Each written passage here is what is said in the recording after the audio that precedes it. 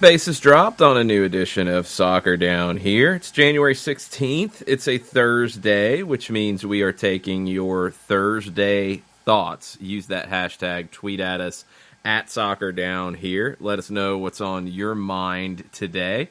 MLS preseason underway with actual preseason games. The Florida Cup kicked off last night in Orlando. New York City FC is playing in it. They were a late replacement for a team, and maybe if they had known what this preseason was going to look like, if they had known what the off-season road would have looked like, maybe they wouldn't have chosen to take this opportunity on.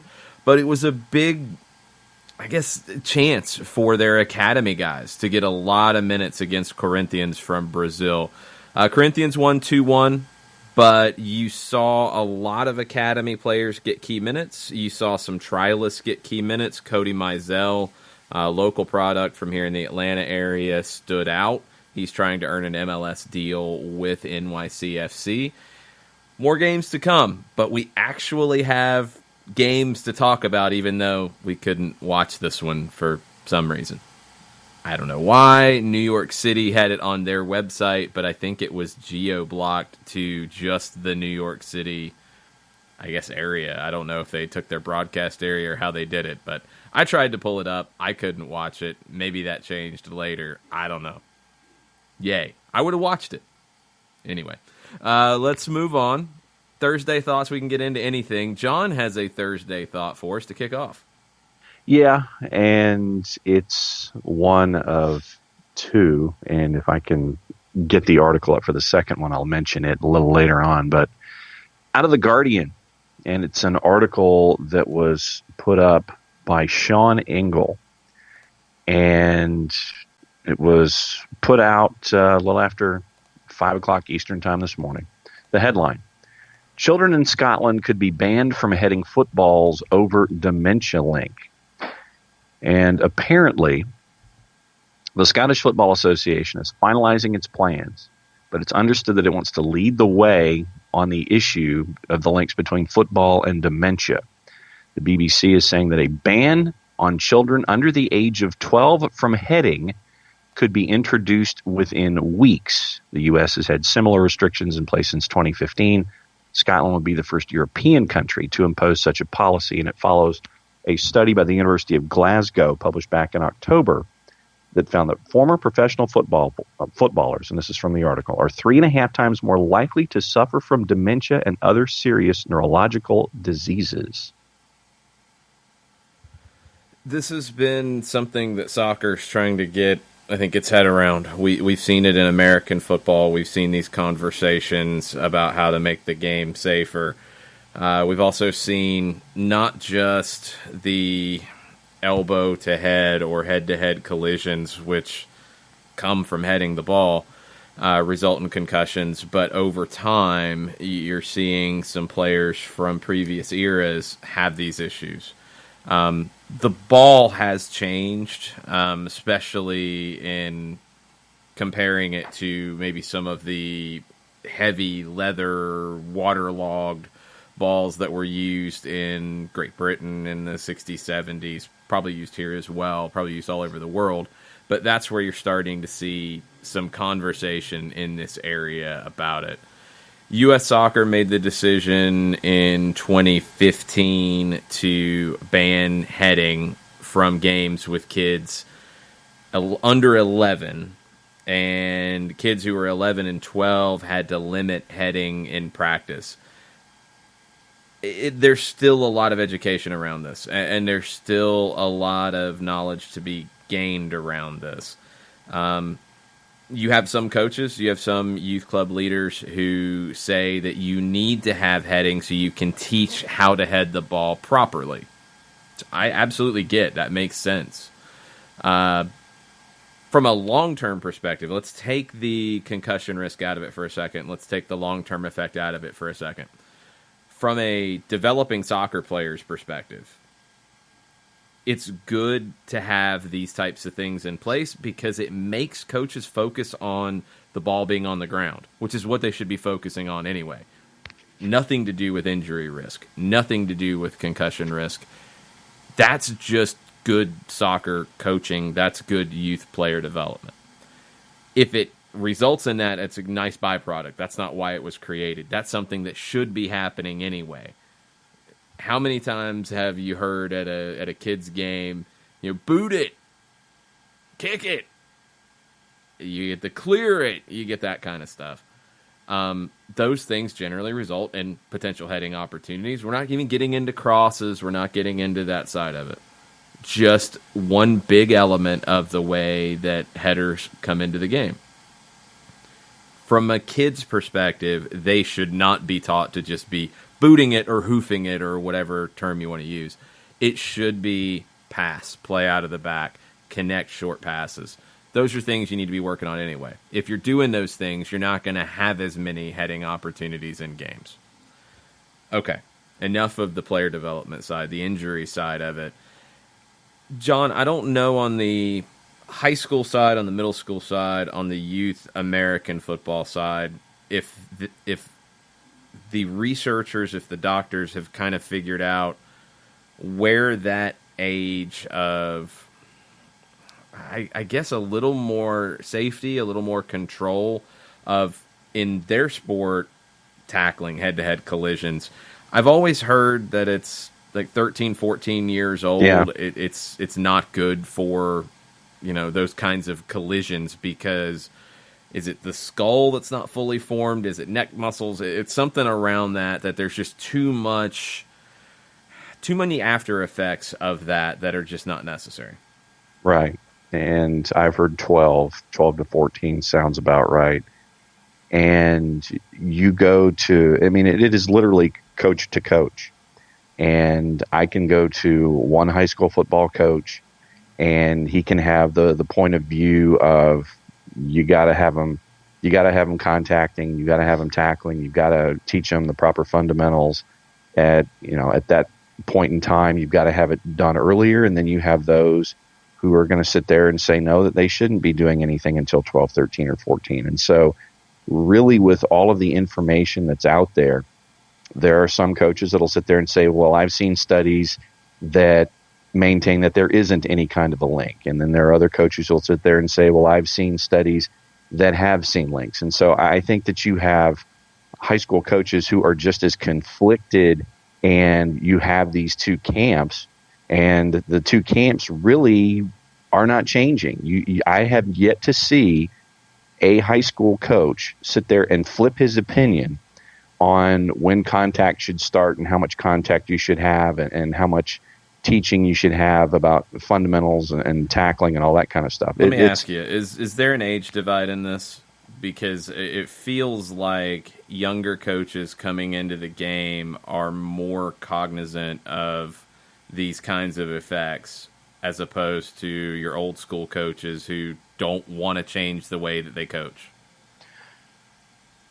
Using I'm going through coaches totally off the top of my head. Yeah, and this is I'm going through the coaches that I know and their opinions, and I would venture to guess that yes, if you go to contemporaries for me and older, that they would sit there and they have the opinion that you've got to do it, that you have to have that early contact, and then the younger coaches are those in that camp of, okay, I can do other things and you don't have to have that kind of contact. So in my anecdotal recall of trying to figure out who it is that says certain things one way or the other, the older coaches are the ones that believe in contact.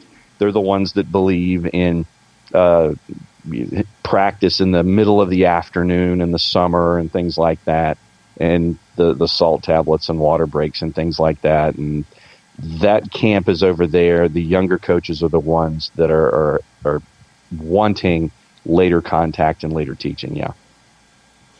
I want to see how this develops in the soccer world because there was a lot of pushback when this came into the game in the United States and the youth game. You had a lot of people that said, well, I started heading the ball when I was 8 years old and it didn't affect me. I see a lot of people who, I'm reading some older articles and, a mother who played in college soccer Division II talked about her son and said, I have a 10-year-old son who can head the ball better than most college players and has been able to for a couple of years. There's kind of a big so, because heading the ball is such a limited portion of the game. Yeah. It's not as big of a portion of the game as someone leads you to believe when some kind of restriction like this comes up. Watch a match and how many heading attempts come up. It's not a ton. There's certain positions that have it more. Center backs have it more than anybody because you're dealing with clearances, you're dealing with goal kicks, you're also dealing with crosses. They have the most. Forwards are probably next. And certain positions have to deal with this more, but in general, you have a lot of players who don't have a heading attempt in a match and don't have very many in a season. Yeah. It's not something that makes or breaks a player. There's very few players that have made their career on being excellent headers of the ball. And that's it. Like, that's their number one element. That's it. That's what they excel at. Everything else is average or below average. There's plenty of good players who are good in the air, don't get me wrong. But is that skill going to put you over the top? Not if you're not good enough to do the rest of things. Yeah. And I compare it to football because, you know, and correct me if I'm wrong here, one NFL team that has led the way with tackling and tackling in a safer way and teaching the technique of how to do that is Seattle. Yes. And they're also known as having one of the best defenses in the league over the last 5-6 years, right? Yeah. And what Seattle has done and what Pete Carroll have done, they have done what Chuck Smith refers to as roll tackling. And it is part of what USA Football has started as a part of their Heads Up initiative. And a lot of people compare it to rugby tackling? Yeah, what you're basically doing, instead of leading with your head, is you're coming in and you're grabbing with your arms, but at the same time, you're almost somersaulting as you're grabbing the individual and you're tackling, and you're avoiding that direct head contact with the person that you want to tackle.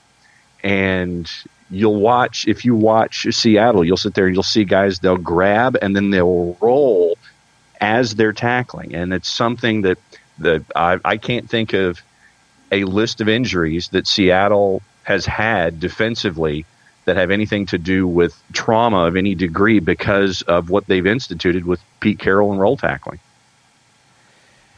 There's whatever these restrictions come up, you know, you're going to get pushback because in the past you didn't know about concussions, after effects, how long you needed to stay out. You know, what are the old school terms you would hear? Got his bell rung, that type of stuff. I think there's enough knowledge out there at this point to understand the effects of concussions. I think there's enough that should make people question how you play, how you train, when you should start doing certain things. To say that there is not enough information out there or to put your head in the sand about it, you're doing a disservice. I think we're to that point. I would hope to think that most people can recognize that. Now, what exactly you do to make these sports safer, and soccer's one, football's one, most sports have an issue with this in some form or fashion. They need to think about it. Hockey is one that I'm sure has it with the hits in hockey that it has to be figured out. How can you make the game safer? How can you not have these long-term effects on individuals' health? I don't have the answers. I don't think doctors have all the answers yet. I don't think there's enough information to know this. You know, on the women's side, Brandi Chastain, Cindy Parlow-Cone have pledged to donate their brains to study CTE. You're starting to see more soccer players make that pledge. A number of American football players have done that, and that information is helping with this research. But in the soccer world, it's a little bit slow to catch up. And I think in other countries, it's far slower to catch up. In the United States, with that American football conversation going on, we're probably a little bit further along with recognizing the effects of concussions. I think we've also seen a number of players in the last 10, 15 years have to end their career prematurely due to concussions. Taylor Twellman is a highly prominent one, but there's been a number of players in the situation. Santino Quaranta, Ross Pauley, Josh Gross. I mean, we can keep going through MLS players who've had to retire at a young age due to concussions. It's a massive issue, and it's something that needs to be, I think, considered in new ways. This is why I push very strongly for the temporary substitution rule. Yep. I think in other sports you have different abilities to substitute and have players checked out more thoroughly. In soccer, that's very difficult due to substitution. I get it. You don't need to change overall substitutions for this, but you need to have a temporary substitution, and you need to have someone independent allowing that to happen so it's not abused. Because that's the number one thing that comes up when this gets brought up is, oh, we're going to have people abuse it to get a temporary fresh player on the field.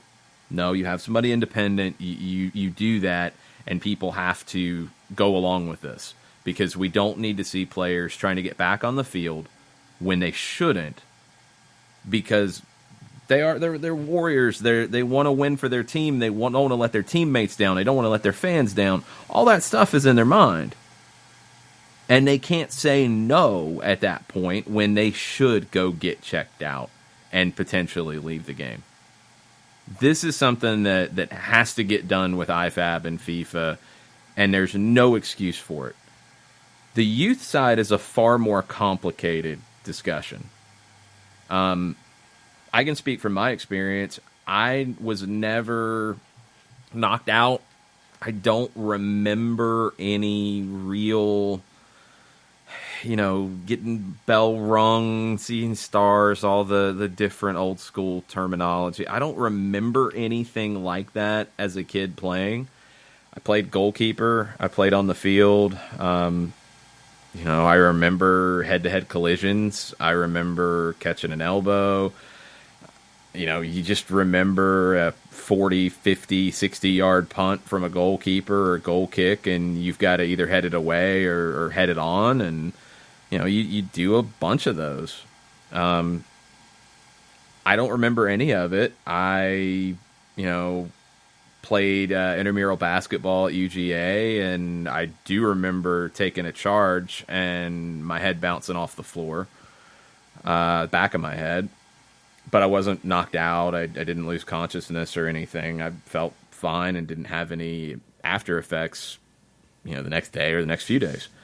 But then I was probably almost 8 years ago now. I was coaching and got hit in the back of the head by a wayward shot and never felt like I did the next day.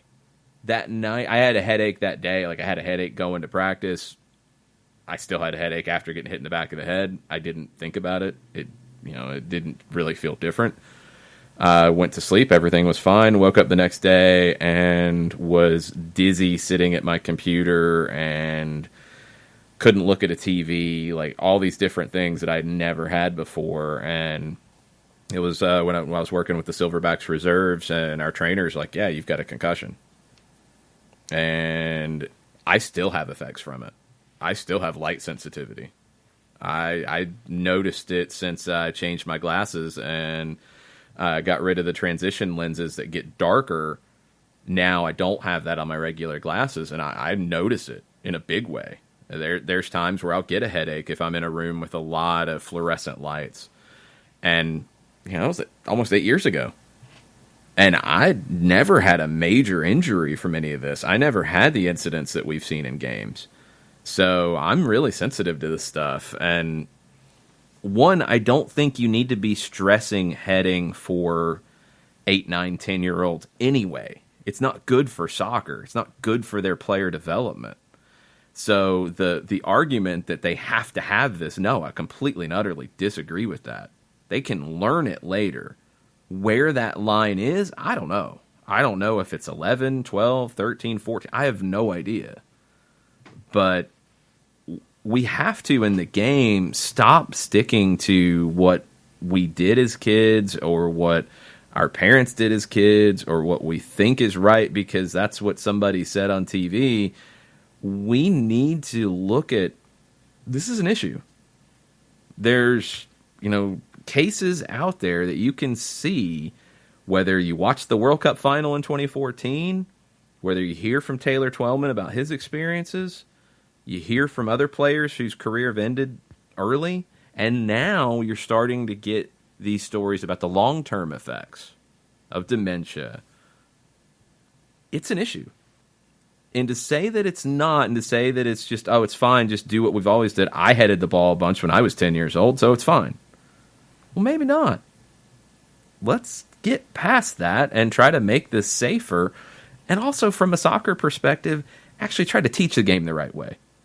Because heading is not the most important element. It's like spending a whole bunch of sessions on throw-ins.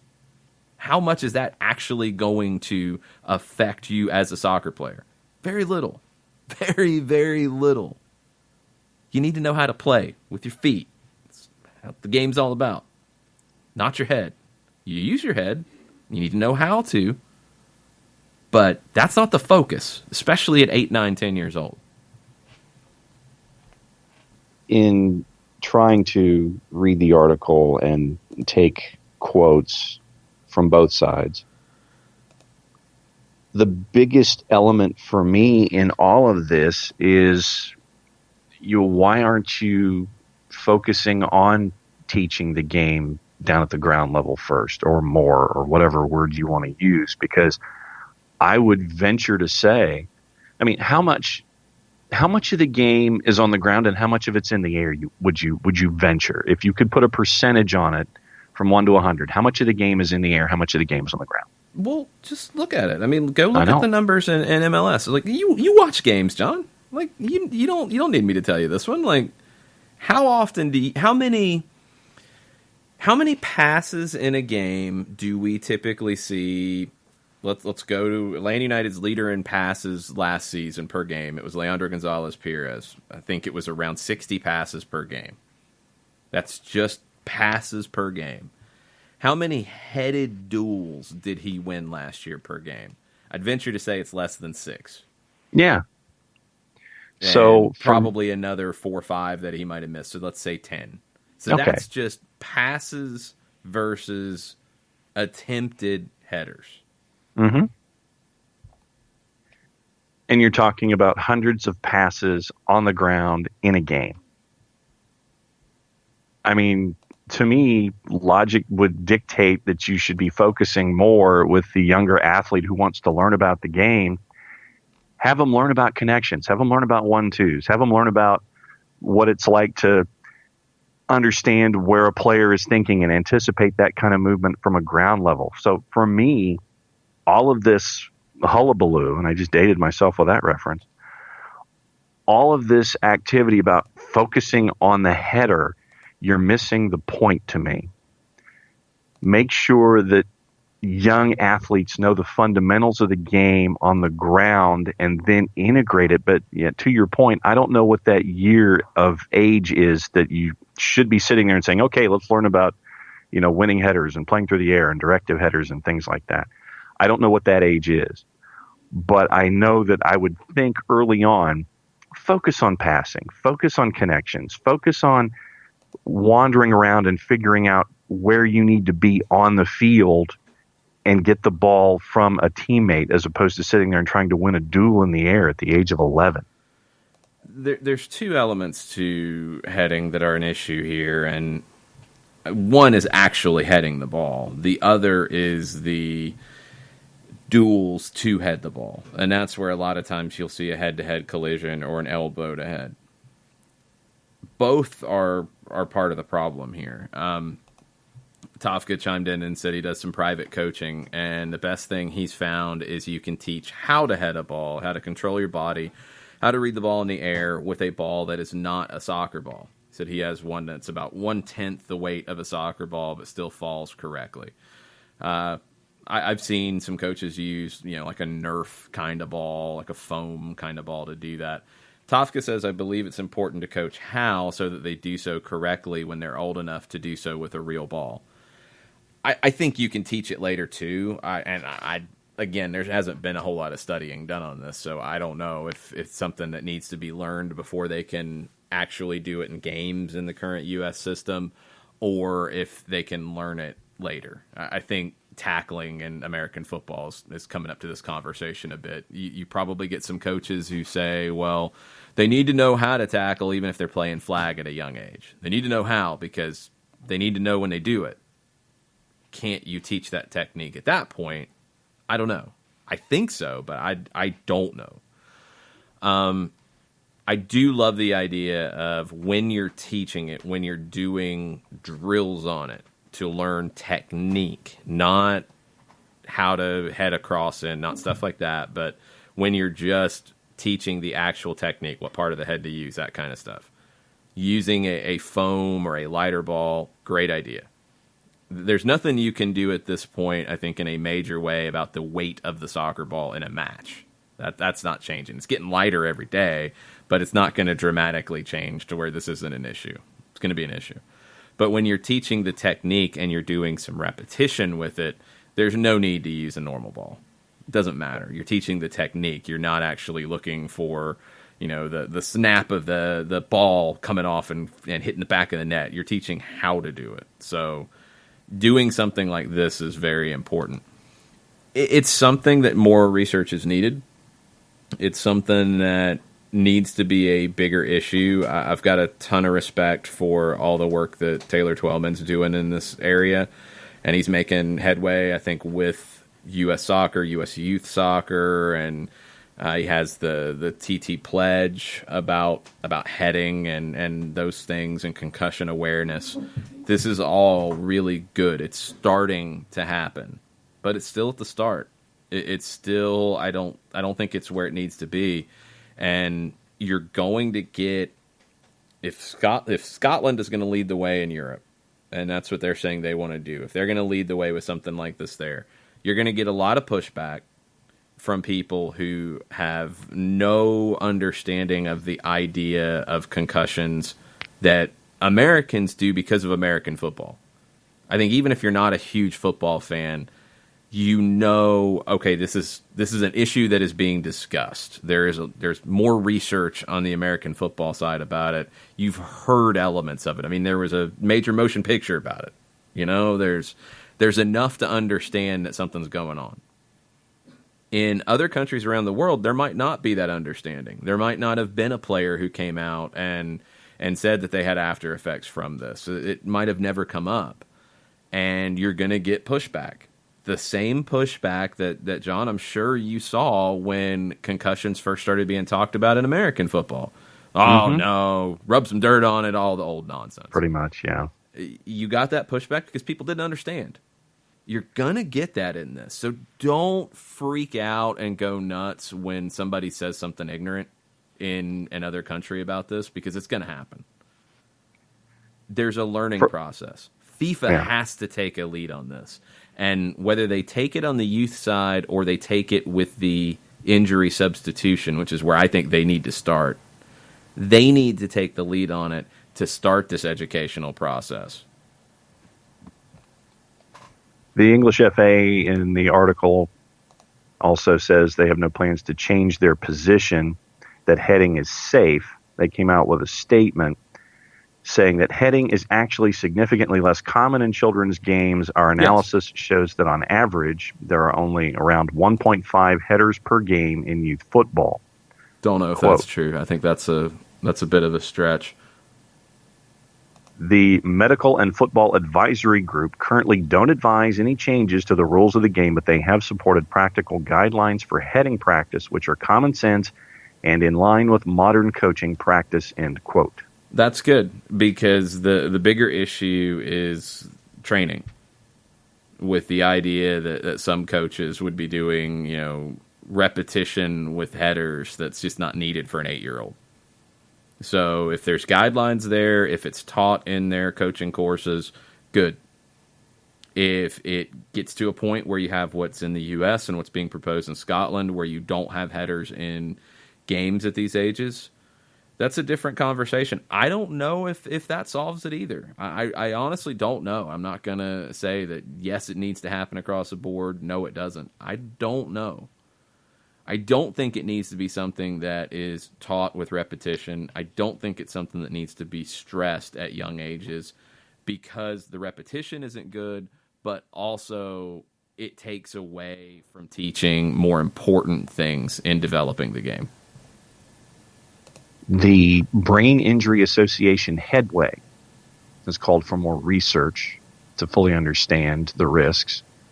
Quote, there are questions about the age limit and speculation suggests this will be 12 years. This infers that a child of 13 years is safe to head the ball. How do we know this to be the case? The difficulty we face in the absence of meaningful research relating to the modern game is where we draw the line in terms of acceptable risk versus the rewards we know healthy exercise can bring, end quote. It's something that needs more work. I really hope that soccer can continue to develop in this area. It's necessary. And the substitution rule, I think, will be a big step in the right direction. And I hope if IFAB and FIFA don't make that step this time when they meet next month, they at least allow leagues to trial it. And I think USL Championship is one that has put themselves out there as a proving ground for this. It's needed. And we need to figure out how this process can work because, to me, at that point, there's no excuse why you shouldn't have that situation. On the development side, more research needed, but I'm glad it's being talked about. And I hope that it does have those two byproducts. I hope that coaches are spending more time on more important things in player development, but I also hope that they're just being thoughtful about the way that they teach this element of the game. And I hope in the long run that it's less of an element of the game. I don't, when I'm going to watch great highlights, if I just want to watch great plays, I'm not pulling up a bunch of headers. I don't think anybody is. No. You're pulling up great dribbling moves. You're pulling up long-range shots. You're pulling up great passes. Those are the things you're looking for in the game, not great headers. It's just not as big of a point in the game as some would try to make it. I hope that by teaching the game the right way, it's diminished, and I hope also just the unnecessary repetition of heading and training for young kids is wiped out, because that's not needed.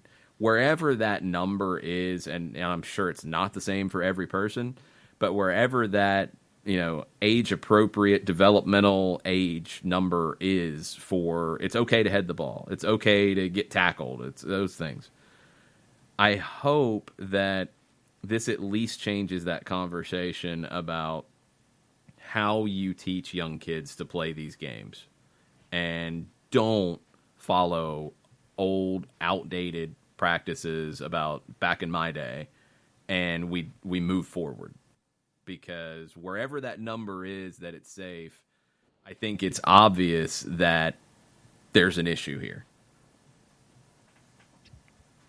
Yeah, and I will admit that my concerns on the issue are tied to friendships and relationships that I have from American football.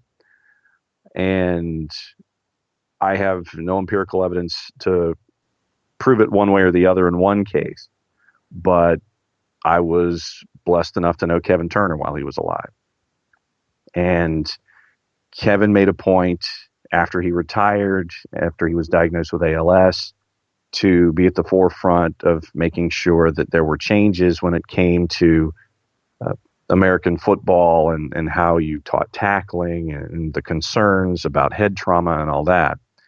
And then I also have another friend who is fighting ALS currently and has been doing so for 10 years. And looking at his game tapes from when he was in college, he was what we would always call a headhunter. I mean, he launched himself at folks, and he was a mean tackler in college. And I'm choosing to make that connection, knowing the history and the exposure that I've had to the sport. And so do I have empirical evidence to prove it? No, but my concerns are based on those two cases that are close to me. And so that's why I would hope that whether it's American football that you're tied to first, whether it's soccer, if you love them both, that you would take the time to understand all of the risks involved. And if you want to be a part of it in any way, and if you want to have young athletes be a part of it, to have those concerns in someplace other than your hip pocket and know that this is out there going forward, and hope that folks are going to be treating it and treating your love and respect and learning for the game in a way that you can share safe ways to do things going forward, but still enjoy it and still learn about how to be a successful athlete in that sport. It's going to be a process in this sport, and I hope that process gets some forward momentum a little more quickly. And I'm really looking at IFAB in this next meeting that they have coming up. Look, they've got a lot of things on their plate. The handball changes went over like a lead balloon. You have a lot of VAR issues. You have a lot of things that they're going to have to better figure out. But this is one. The injury substitution situation is something that they're going to have to figure out and find a better way forward. No doubt. And just to circle back quickly to the University of Glasgow study, they did not make the connection. I want to get the wording correct. They were unable to establish whether the cause of the higher levels of brain disease was due to repeated concussions, heading leather footballs, or some other factor. So it was a landmark study by the University of Glasgow, but they did have that caveat attached to it back in October. Yeah, there's just not enough research. I mean, there's just not enough time. There's not enough data. It's going to take more time for those things.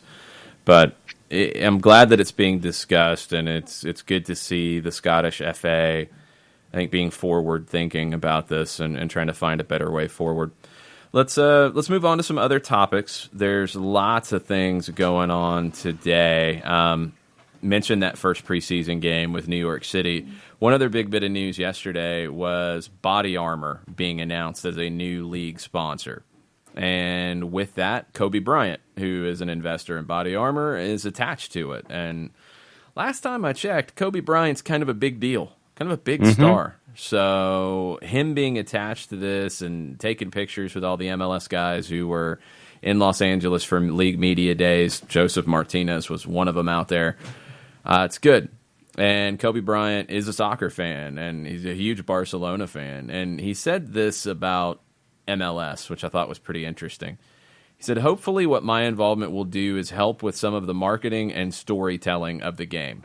The most important thing, particularly in some of these markets, the newer markets that are coming now, is the marketing and storytelling of the players, who they are, the beauty of the game. Educate fans on what's a beautiful play and things of that nature, and with our partnership with Body Armor, we're absolutely looking forward to doing those stories and getting that word out there more. And with my name, hopefully that will help. Sounds awesome. And it's very cool for him to be thinking about the power of his name, because it definitely has weight to it. It definitely has power to it. And if he's using it not just to, celebrate Body Armor, to celebrate what Kobe Bryant did on a basketball court, but using it to tell these stories. And if Body Armor's, a lot of their marketing around the league is going to be telling individual stories about the players in the league, that's a cool approach, and it's something that's absolutely needed. Yeah, and I love the fact that Kobe's attached to it, and I think each team, I think there's 17 or 18 teams that I think are attached to Body Armor as well. I think they're each going to have their 19, own individual... Yeah. 19, thank you. They're going to have their own individual bottles. MLS has their anniversary bottle out there, so Full disclosure, when it's within reach, I do chase after body armor as well. So yeah, there's my plug. So yeah, I'm in line with MLS. I dig body armor as well. So good work for MLS here in season 25. Yeah, it's a good partnership to bring on board. Garth Lagerwey talked in Seattle about their lack of moves during this transfer window. They have added Shane O'Neill, center back, who was let go by Orlando, and that's it. This is what Lagerwey had to say.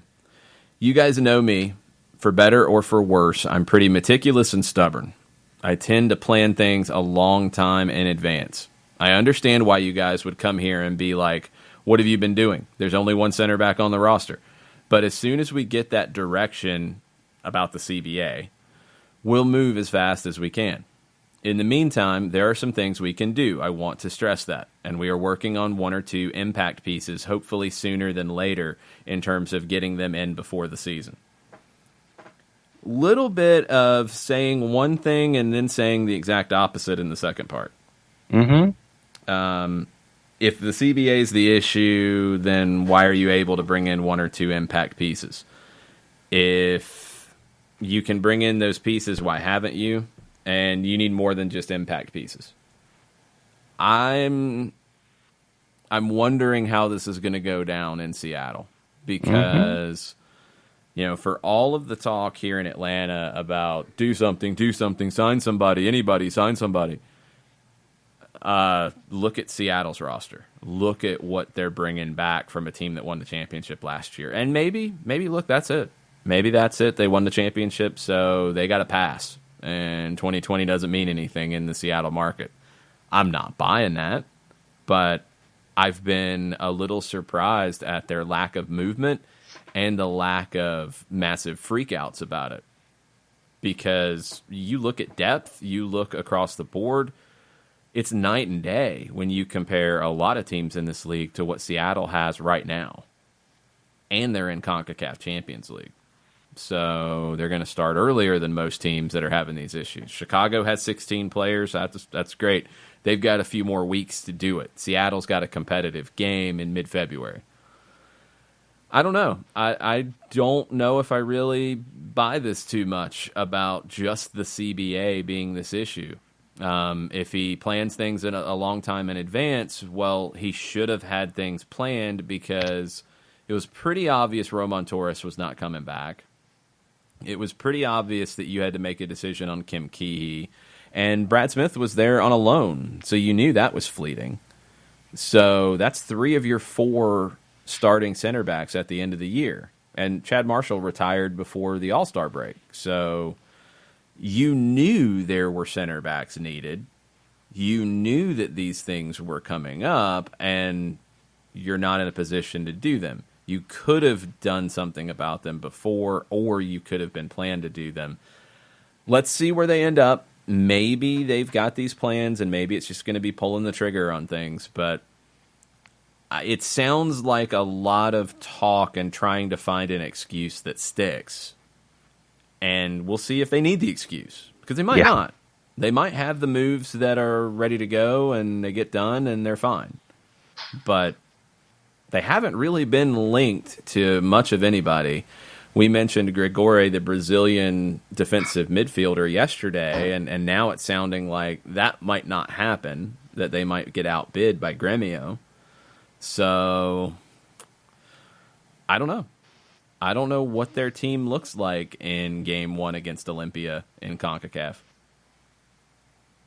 Yeah, I just, if Garth Lagerwey is locked into that particular way of thinking, okay, this is your quote, and we'll hang out with you and see what it looks like, say, in a couple of weeks, getting closer to the season. But the fact that you've got CONCACAF Champions League hanging around the corner, you, sir, have some work to do, and I want to see what that work is by the time you're actually getting stuff squared away where matches matter.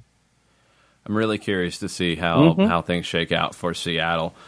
Nashville made an addition yesterday. Brian Anunga, a player that we know from Charleston Battery, makes the move over. I'm glad he's getting the opportunity because he's won in USL Championship that has stood out to me for a couple of years now that I thought had that ability to make the jump to MLS. And now he's going to get that. Now he's going into a very crowded midfield in Nashville. You're talking about a player who is a 6 or an 8. I think he might be a little bit more of an 8, a box-to-box midfielder.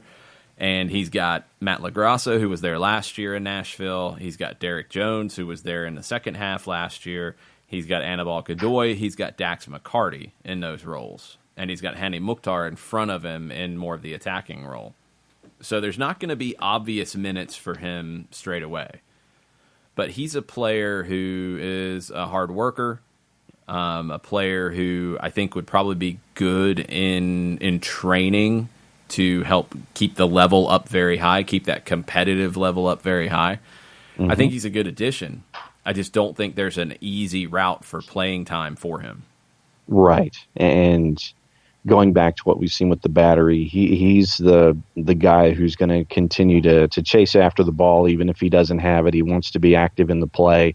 He's going to stand up to you and give you a hard bump off the ball. It's going to be a hard challenge. He's going to be one of those guys that in practice is going to challenge everybody else. And he's a guy that you root for because of what we've seen over the last handful of years with his time in Charleston, that if he had that.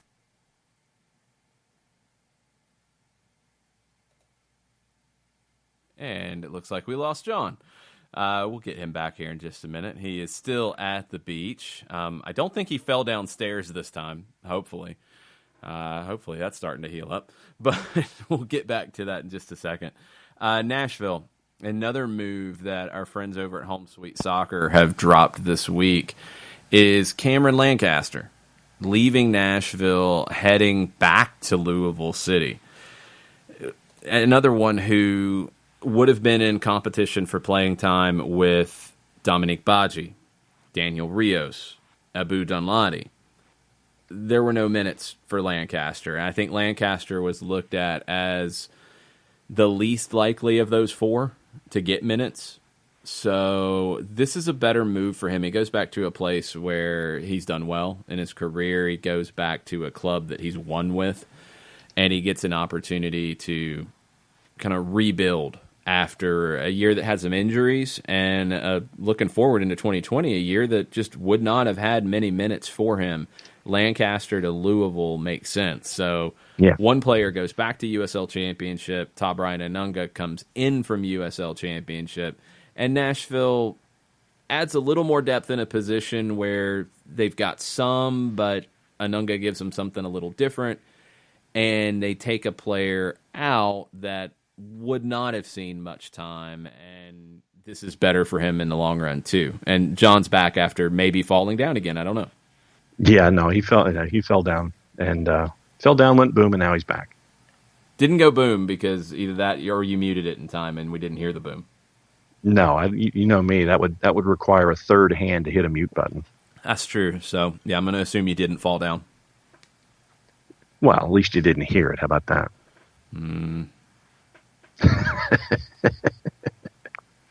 Yeah. Oh, anyway. And I guess I should tell folks that, the swelling is down, but I did have a shampoo bottle fall on that same foot. So we're 2 for 2 this week. John's a walking calamity. That's all you need to know. Correct. The other big move yesterday is the Colorado Rapids. They get their number 10, Yunus Namli, coming over from Krasnodar in Russia. This is a player who they started tracking when he was in the Netherlands at PEC Zwolle. A player that the quote that jumped out to me, and I've seen this make the rounds a little bit, and this is Colorado's general manager saying this. I think we see this all the time. If you look at Joseph Martinez's raw goal numbers at Torino, or even Carlos Heel coming in last year and the incredible impact he had in New England, despite not scoring too many goals in Spain, there's no doubt in our mind that's something Yunus can do and do very well. He'll create chances and be goal dangerous himself.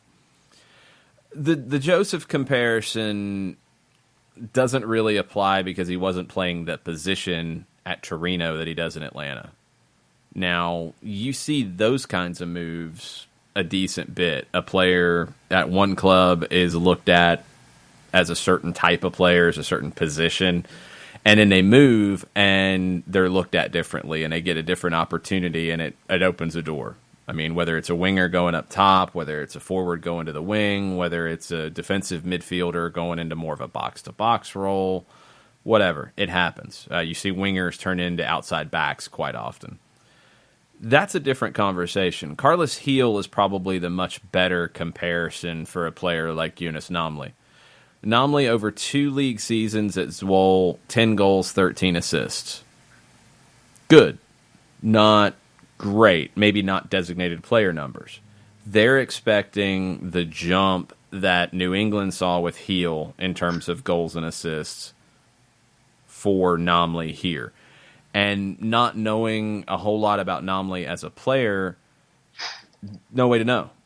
And that's going to be something to watch, because if they bet correctly, this is going to end up being a big move for the Rapids. Mm-hmm. If they miss, it's not a massive loss because you have players who can give you different things. I think you can still make it work, but you're not going to be a Western Conference contender if this move doesn't work out. It doesn't have to be quite as impactful as Carlos Heel, but you're expecting, let's say 14 combined goals and assists. That would be 7 and 7. I think you're expecting that at a minimum. If you don't get that, you probably are having a problem. The Rapids, Robin Fraser's first full year, he gets the preseason with them this year. You're going to have a team that has Clint Irwin in goal, veteran experience. Sam Vines, up-and-coming left back. Also Declan Wynn for depth. Center backs, you've got Lalas Abubakar, you've got Austin Trusty that you're going to build around. You also have Danny Wilson, you also have Drew Moore, you have Courtney Ford coming back from injury. You've got Keegan Rosenberry, who's been good on the right side in this league. You've got young Sebastian Anderson coming up, pushing him.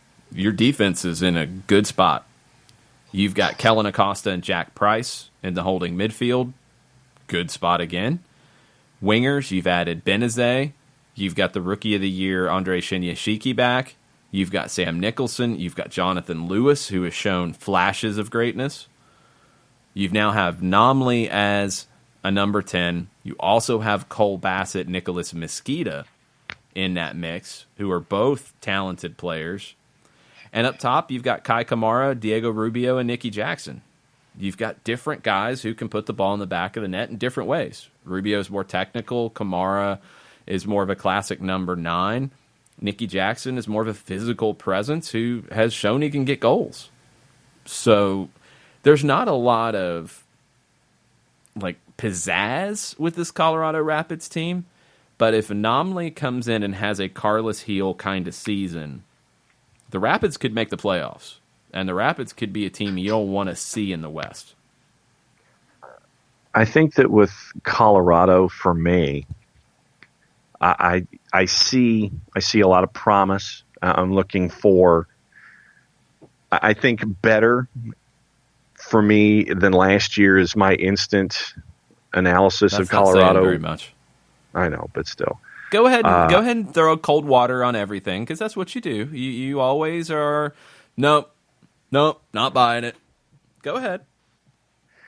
All right, so I'm going to look at the West. Here's what I'm going to do. I'm going to look at the West, and I'm going to take a peek and sit here and see, okay, who do I think is north of the playoff bar, and who do I think is going to be fighting for 6 and 7? All right, so north of the playoff bar: Sporting, Seattle, Portland, LAFC, Galaxy. 4. That's okay. 4, right? All right, so that's 4. It's not 5 for 4 like it was yesterday or 2 days ago. LAFC, Portland, Sporting, and Galaxy would be 4. Okay, so 4. Those 4 aside. Now, 5, 6, and 7. San Jose, Real, Minnesota United, FC Dallas. Those are the ones that I would think right now would be somewhere in that 5, 6, 7, 8 range. Why aren't you putting Colorado in that conversation? I'm like at 9 with Colorado. Why are you not putting them in that conversation?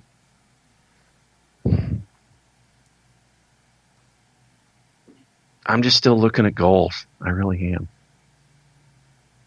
They play. Look, after the Anthony Hudson experiment was called time. I mean, Connor Casey, I loved. I mean, I don't know why Connor Casey didn't get any ideas for Coach of the Year honors. I really don't. Because he wasn't the coach at the end of the year. Robin Fraser was. I know. So, no, that's not going to happen. Fraser and Casey combined had the team playing at a 60-point pace before they added the players they've added this offseason, before they added Trusty, before they added Benezet, before they added Nomley. That's 3 big additions. They were already playing at a, not just a playoff pace, but a really strong pace. Like a home playoff game kind of pace. So I think leaving Colorado out of that discussion, I don't think you can do it. I think you have to look at the big picture here in the West. And Colorado doesn't have the star power that forces them into that conversation. But Colorado in the second half of the season was far better than the LA Galaxy were.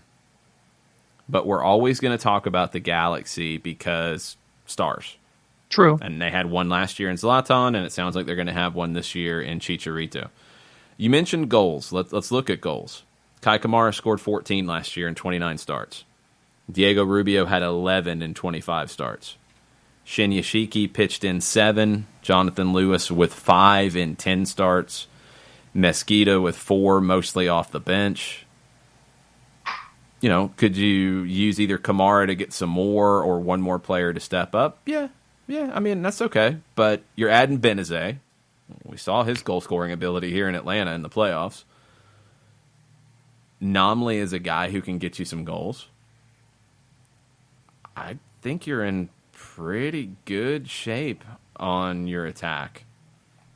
You know, you're not going to be LAFC, but I don't think you're bad in the attack. You're not Minnesota. I feel better about Kai Kamara up top than what Minnesota has. Yeah, I do. Yeah, Minnesota scored less goals last year than Colorado did. Mm-hmm. So let's hold that thought. We'll get into some other teams out in the West because we've talked a lot about the East. We'll get into the Western Conference mix a little bit more in hour number 2. We'll also get into the Thursday thoughts from you guys on Twitter. Throw them at us, at Soccer Down Here. We'll be right back.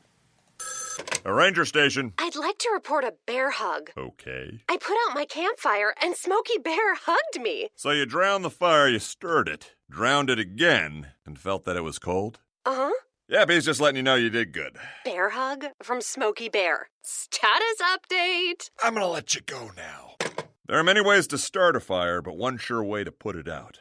Learn how you can do your part at SmokeyBear.com. Sponsored by the U.S. Forest Service, Ad Council, and your state forester. As a business owner, you know that every year brings new challenges and opportunities. The success of your business demands expertise and focus. And Country Financial can help you keep that focus by helping ensure you have the right insurance protection in place to meet your goals. Jason Wright can help you create a customized insurance plan that has coverages designed just for your business. Give Jason a call at 678-568-6871 or reach him on Facebook at Jason Wright Agency. Coverages vary by state. Policies issued by Country Mutual Insurance Company, Bloomington, Illinois. This is what matters. This is beyond X's and O's. This is the difference mutual respect makes. This is what character looks like. This is what defines us in Georgia. This is sportsmanship. School sports. It's not the outcome that matters most, but the way the games are played. This message presented by the Georgia High School Association and the Georgia Athletic Directors Association.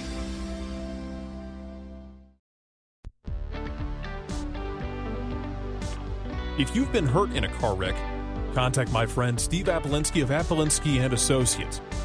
He's been representing individuals for over 30 years throughout Georgia and Alabama. Email him at steve@aa-legal.com or call him 24/7 at 404-377-9191. The initial consultation is free.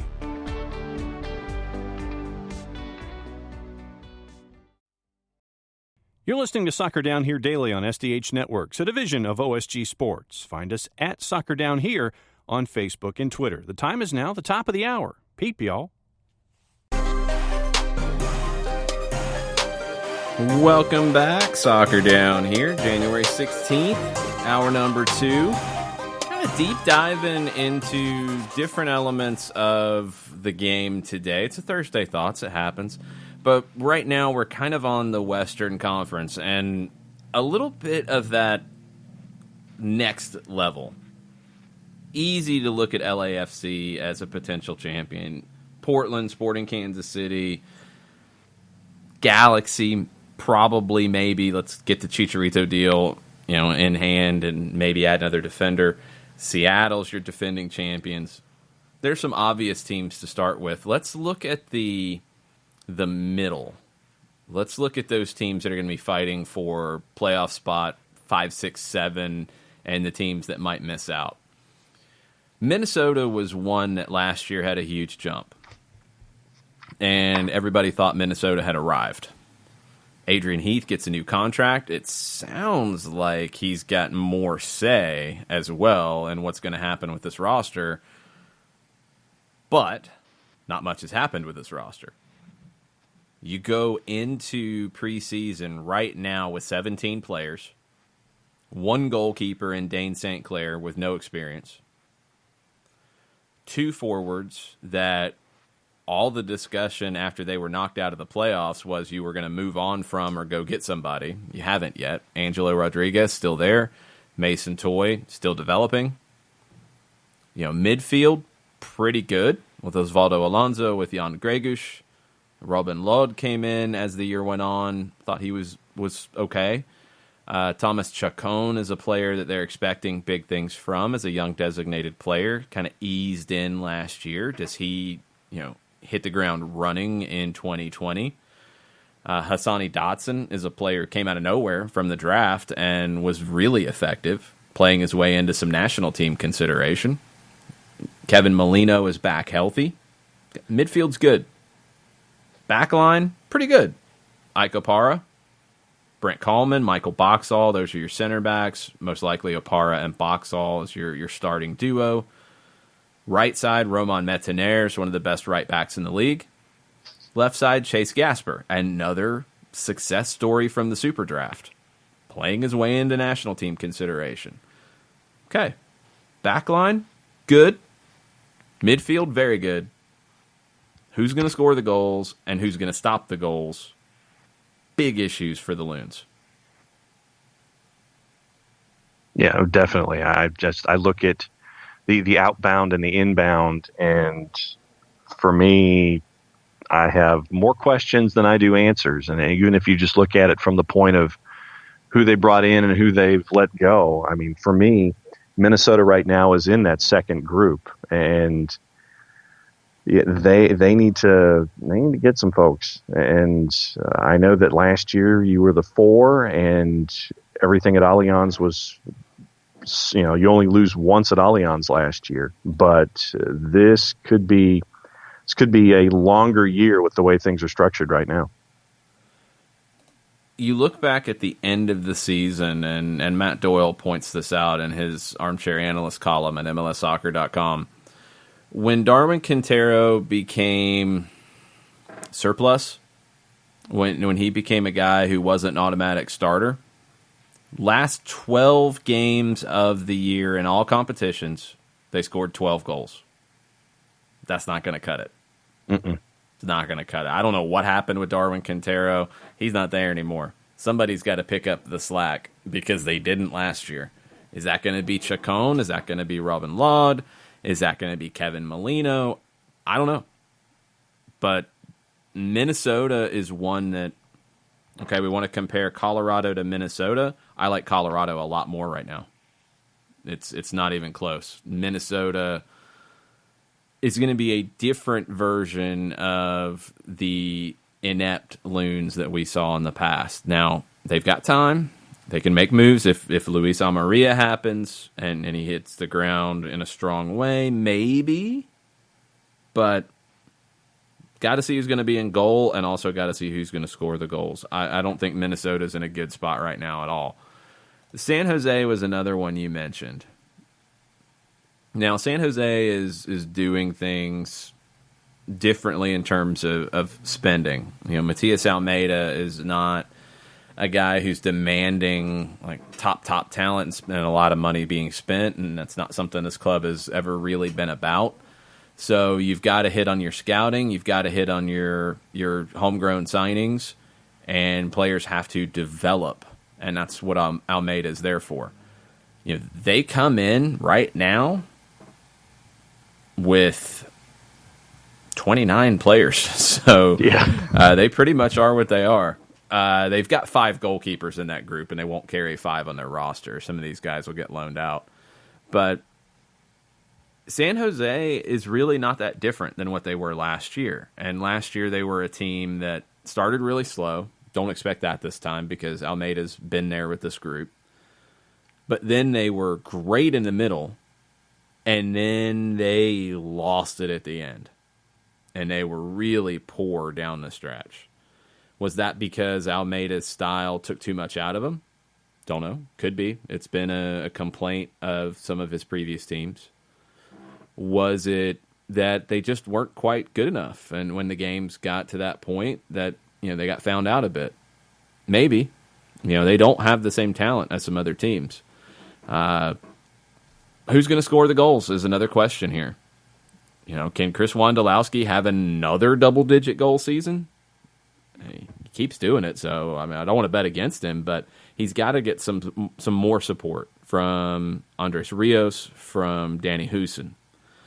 I think he's got to get some more support from Magnus Eriksson, too, although I really like how Eriksson fit with Almeida. I didn't know if he would, but dropping into the midfield, he seemed to be a really good fit, but does he have the legs to do that kind of running again, or are you going to have to find more minutes for others to spell him? You've got some talent in this team. I don't know if they're good enough to get past this crowded middle of the Western Conference. Yeah. I don't think they're good enough to get ahead of the LA teams, Portland, Sporting, Seattle. I think if those teams do what either they are built to do right now or Seattle's case we expect them to be able to do, I don't think San Jose can be better than them. No, for me, yeah. No, I had San Jose as a part of that 6-7 chase. But why? Okay, no. Let me go. I want to get down to your thinking here, because Colorado you did not have in the 6-7 chase. Minnesota, I think you did. Why is San Jose in there? They finished 8th last season. Because I think that having another year under Matias Almeida with these players, with this group, I think that obviously the expectation is there for that level of improvement. I just think that having that time to get adjusted to what he wants to do, I think that helps in this regard, because I don't think they're going to have the slow start that they had last year in trying to get acquainted with what Almeida wanted to do. My concerns for San Jose have to do with the same lineup going out there, and I thought that they got run into the ground toward the tail end of the season. I thought that they just ran out of gas, and they had the collapse that they had at the end of the year that had to miss the playoffs. And I'm just trying to, that for me is the yellow flag when it comes to San Jose as to how to possibly avoid, if this did happen, avoid them running out of gas so they can get across the finish line and be that 6-7 this season. I do think they'll be better early. I don't think they'll have that issue early in the season that they did last year. I don't know if they can avoid the problems at the end of the season. This is a style that is taxing on players. I think Almeida is going to have to adjust it a little bit, and he's going to have to pick some spots where they play a little differently, and they find spots where they can rest, or he finds the opportunity to rotate guys more. Yeah. And I don't know which one he's going to settle for, but if they play that same breakneck pace throughout the season, I think they're going to hit a wall late again. Yeah. And can they get enough points in the first part to overcome that? Maybe. I think the start will be better, so it is possible. But I don't see them, if they play that same way, making any kind of a playoff run if they get in, because I think they'll be on tired legs. We'll see what adjustments Almeida makes. So we've talked about these middle teams. There's 2 teams that made the playoffs in the West that we have left out of this. One finished 3rd, and they were maybe one of the biggest surprises last year in Real Salt Lake. So no managerial issues going in. Mike Petke is gone. Freddie Juarez is in charge. Juarez did well with the team when he took over for Petke, first on the interim basis, then he got the job. It's pretty much the same team. You don't have Bofo Salcedo. He is with Pumas in Mexico now. But your stars are back. One big question is Kyle Beckerman, and reports out of Salt Lake City are that he wants to come back and play another year. Everybody has said that they expect it to get done. It hasn't yet. Training camp hasn't opened for them yet, so it might not even be an issue when that gets done, because I would expect that it would. I would expect maybe he plays a little bit less this year, too. I think Damir Kreilach takes on a bigger role. Albert Rusnak is one of the most talented players in this league. He's an incredible player. Goes under the radar a little bit because he's in Utah, but he's a player that can carry this team. The question is up top. Sam Johnson wasn't that great for them. They need more from him. You know, Corey Baird is a player that Matt Doyle zeroes in on and wants to see if Baird can take the Jordan Morris kind of jump in that role. Similar kind of player. If he could, it's massive for RSL. Then I think we're talking about them in a different way. I don't know. I like Corey Baird. I like his work rate. I like the work he does off the ball. I don't think he's Jordan Morris. And if he's not, I don't know if this team has enough. Jefferson Savarino, great talent. You know, does somebody else step up and replace Bofo Salcedo? Maybe. I mean, Baird is one you're going to look at. You know, you've got other guys in this team like Tate Schmidt, like Douglas Martinez. Do we get a little bit of a surprise? Maybe. But Bofo Salcedo was a player that I don't think ever reached his full potential in Salt Lake City. Midfield, good. Backline, good. I still wonder what's going on with Justin Glad's development. He's in and out of the lineup. He just hasn't progressed the way that I thought he would. Goalkeeper is going to be a huge question for Real Salt Lake because it's the first time in who knows how long that Nick Rimondo's not between the sticks. But you've added Zach McMath. You have David Ochoa, who's one of the top young goalkeepers in the United States. I think Ochoa is ready. I would love to see them give Ochoa the number 1 shirt and let him be the guy. Andrew Putna has shown that he can be a starter in this league as well when he started in place of Raimondo in recent years. I don't know if they needed to go get McMath. That might end up complicating this a little bit more. McMath is a starter in this league. He's just never been in a spot to consistently have it, and he's not in the spot now to consistently have the number 1 shirt. It's Ochoa in the long term. Does that long term start now?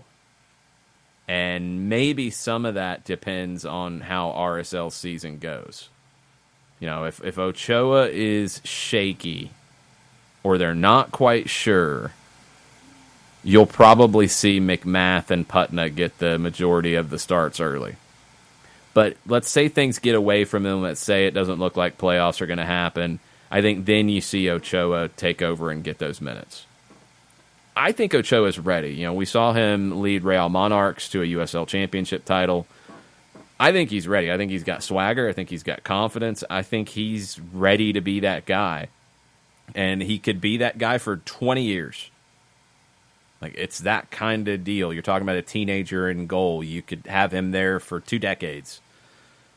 Is he ready to be that guy now? I think he is, but I'm assuming with McMath coming in that the club maybe doesn't. My 2 questions for RSL, one was goal. You went through that.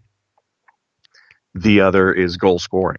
I mean, last year, you look at the 2 categories. RSL was next to last in the West in goals scored and second in the league in goal and fewest goals allowed. And so for me, how do you replace Nick Raimondo? That was the big question. But for me, once again, you know, you only scored 46 goals last year. I think that because of how everyone is stepping up offensively in the West, I think that you need more than 46 to be a part of the playoff discussion. So for me, who's going to put the ball in the net? Who's going to keep the ball from going into the net? And, you know, I mean, it's a fairly simplistic way to phrase it, but for me, those are the 2 largest questions I have. Yeah, the goalkeeper one you knew was coming, so and you've known Ochoa is developing. So that one's not like a shock. I was surprised they brought McMath in. I didn't think they needed to. Mm-hmm. I thought between Ochoa and Putna, you were pretty well covered. McMath makes you think that the club wasn't comfortable with it. Yeah. The goal-scoring side of it, Albert Rusnak scored 10. If he gets another 10, you're happy. Sam Johnson scored 9. The biggest issue is he only started 15 games. And there were issues early on. Johnson and Petke were not on the same page at times. Johnson, I think he was benched for different things. He said some things after matches that rubbed people the wrong way. Can't have any of that nonsense. I mean, 9 goals in 15 starts, 9 goals in 1,300 minutes isn't too bad. You know, if you project him out to playing 32 matches like Damir Kreilach did, you're talking 18 goals. That's a big jump. He's got to be on the field consistently. Jefferson Savarino had 8. Good for a winger. You're happy with that. Kreilach had 6. I don't think he'll have that because I think he'll be playing in a deeper role, but you're happy with that. The one that I keep coming back to is Corey Baird with 5. I think Corey Baird needs to get into that double-digit type of level. I think that's what you're looking for out of Corey Baird's development. 31 matches, 23 starts, 5 goals, 4 assists. If you can get him into that, 15 combined goals, assists, get him close to 10 goals, a 10-5 kind of year for Corey Baird, and Sam Johnson being on the field more and starting, more than half of the games, Salt Lake will be fine. Yeah. But those are legitimate questions. I probably feel a little bit better about Colorado than Salt Lake's right now. Yeah. So that takes us to the other team that made the playoffs that we haven't talked about yet, being in this middle gaggle, and it's FC Dallas. And it's another team that has goal-scoring issues. This is a recurring theme. If you haven't read the armchair analyst Matt Doyle's stuff over at MLSsoccer.com, he did a question about every team. Who's going to score goals was a consistent question across a bunch of teams. Dallas is another one. Leading scorer last year, Jesus Ferreira with 8. Now, you had scoring spread around, and that can be good, but somebody's got to be the alpha dog here. I think coming in, they're expecting it to be the Cobra, Zdeněk Ondrasik. He had 7 goals in 17 appearances last year, only 7 starts. 7 goals in 747 minutes.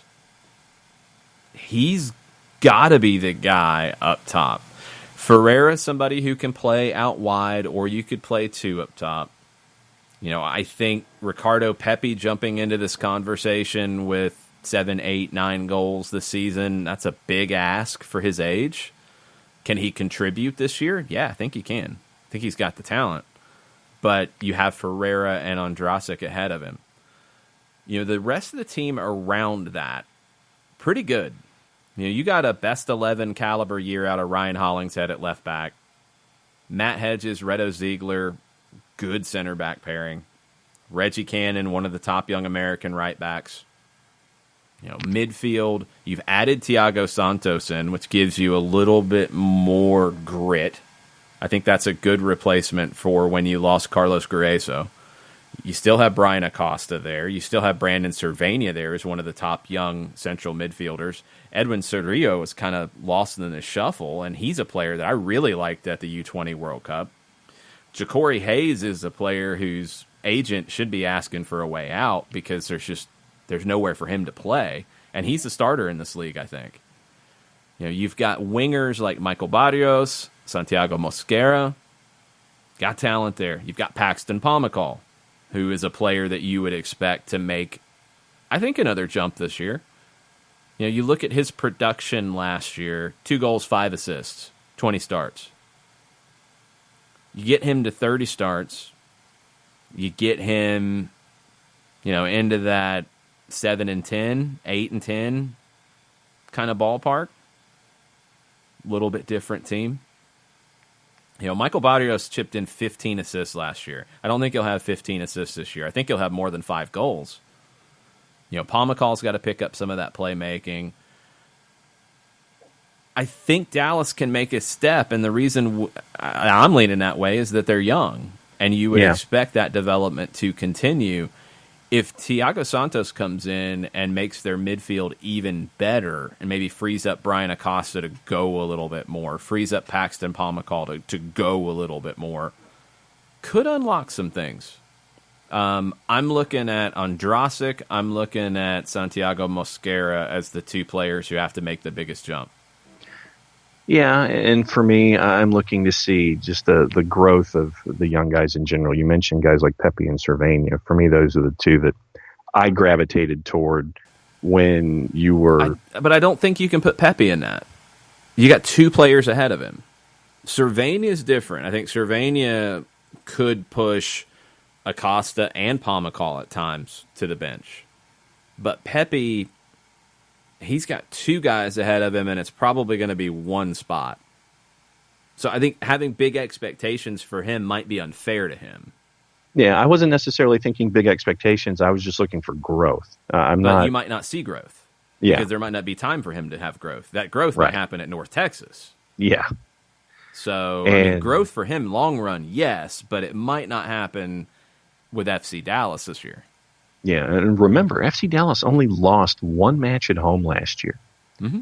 And when you got all of that, and you have these guys that want to make the next steps, you anticipate the growth of folks like Paxton Pomykal. I think that the biggest thing for me, as this squad gets 1 more year older and 1 more year of experience in MLS, is just a road form. So I still think that Dallas is a part of that 6-7 discussion toward the north end of those teams that we have here in the middle. I think that they're still a part of the deal. I think Dallas has to be part of the deal. I think there is, progress that needs to be made here for them to ensure it, because they finished 7th, 4 points ahead of San Jose, who we think won't drop as many points early. We think Colorado will be better. They finished 6 points ahead of them. The one we haven't talked about yet is Houston in this conversation. And Houston, maybe because there's more unknown with the Dynamo at this point. But Tab Ramos is there. Darwin Quintero is there. Will Mauro Manotas be there? Will Albert Ellis be there? We don't know. You do have Christian Ramirez, who, if Manotas goes, I think Christian Ramirez is a starter in this league. It might be his opportunity to be that guy. It's a good team. I think they were a better team than their results last year. Yeah. I think Tab Ramos is going to do a better job. I don't think there is a playoff expectation for Houston in 2020. I do think they could be a playoff team. but I don't think their leadership is going in saying you have to make the playoffs. I don't expect that to be on the checklist for 2020. I think it's development. I think it's consistency. You mentioned road form when it comes to Dallas. That's been a huge issue for Houston over the years. It's something that needs to change, and I think Tab is probably going to look at the younger players a little bit more than maybe they've been looked at in the past. That's going to create opportunities for growth. Houston, I think, will be a team that takes points off of contenders. I don't think they are a contender. Yeah.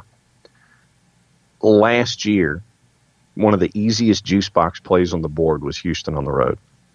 I mean, honestly, you sit there and it's like, all right, what's going to happen? They're 2-15 on the road last year. Yeah, I think they were worse the year before, actually.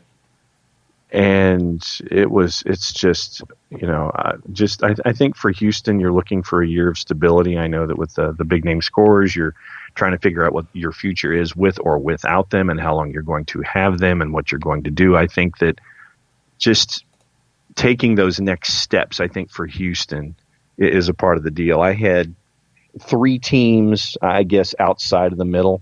It was Houston, Vancouver, and Nashville. And so, it was literally 5 teams in Tier 1, 5 teams in Tier 2, and 3 teams in Tier 3. And Houston being one of those Tier 3 teams of like just continuing to figure things out. It's the first year under Tab Ramos. What are we, who are we going to be, that kind of a thing. I think that this is just a year of exploration and growth for Houston. Yeah, I agree. I think it's going to take a minute for the Dynamo to get into this conversation, and I'm not expecting that to happen this quickly. I think Tab will have the time to grow. Let's change over a little bit. We mentioned this yesterday. Let's get into more detail because it is NWSL Draft Day. And the NWSL is in an interesting spot at the moment. Jonathan Tannenwald with a great piece over at the Philadelphia Inquirer, looking at what's coming. Meg Linehan with a great piece at The Athletic, kind of looking at what the NWSL needs to do. They need to hire a commissioner. They need to get their TV deals done for 2020. They need to figure out their pathway on expansion. And it sounds like all 3 progress has been made and is being made. So the expansion part, the idea is to get from 9 teams to 14 in 2 years by 2022.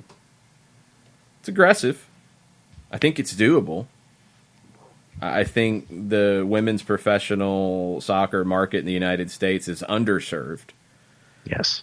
In terms of locations. Yeah. I think there are markets that will support it. Louisville is one who's coming. Sacramento is one that we expect. So that's 2. You're looking at 3 more. Atlanta's been mentioned. Nashville, Cincinnati have both mentioned it. LA. Cincinnati maybe a little more aggressively.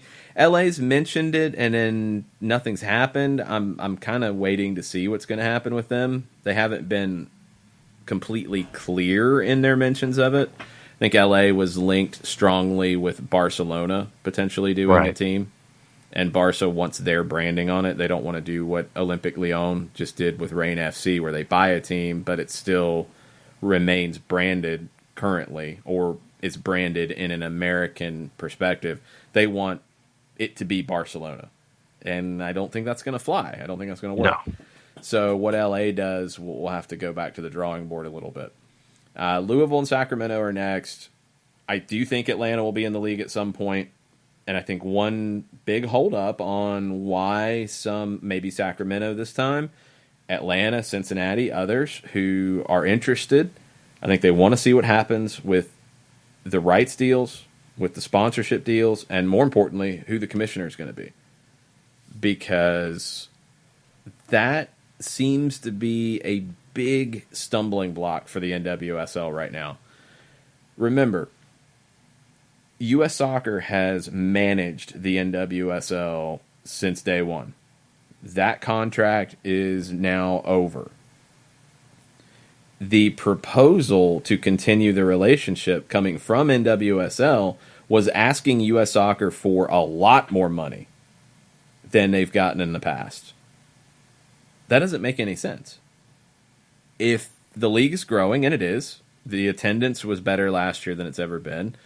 The World Cup bounce was legitimate, both in the seats and with a company like Budweiser coming on board, with ratings being good. All those things happened. So why are you asking for more support from the Federation? And the Federation was like, no, we're not going to do that. And one of the reasons, reportedly, that they did not want to go along with that was they don't know what the plan is going forward. Without a commissioner, you can't have a plan. Yeah. And it sounds like Amanda Duffy was not looked at as a commissioner. I think she's realized that. Now she's went to Orlando to take over a club. But you got to hire a commissioner, and you got to hire one soon, and you've got to get that hire right. Mm-hmm. That is the number one thing in front of the NWSL. If you get that right, and you get that leadership to galvanize, I think, a far more diverse ownership group than MLS has in terms of how much they want to spend, how much they're willing to spend, are they ready to do it right now? I think in the NWSL, that spectrum is a lot wider. You need somebody who can get everybody going in the right direction. Until that happens, the big picture items like expansion, nothing changes. Somebody's got to come in and make it compelling for Cincinnati to put the money down, for Atlanta to put the money down, for LA to put the money down. Somebody's got to come in and make that compelling case. And without it, it's not going to happen. This is a hire where you have to focus on the immediate. You have to get everything in front of you right.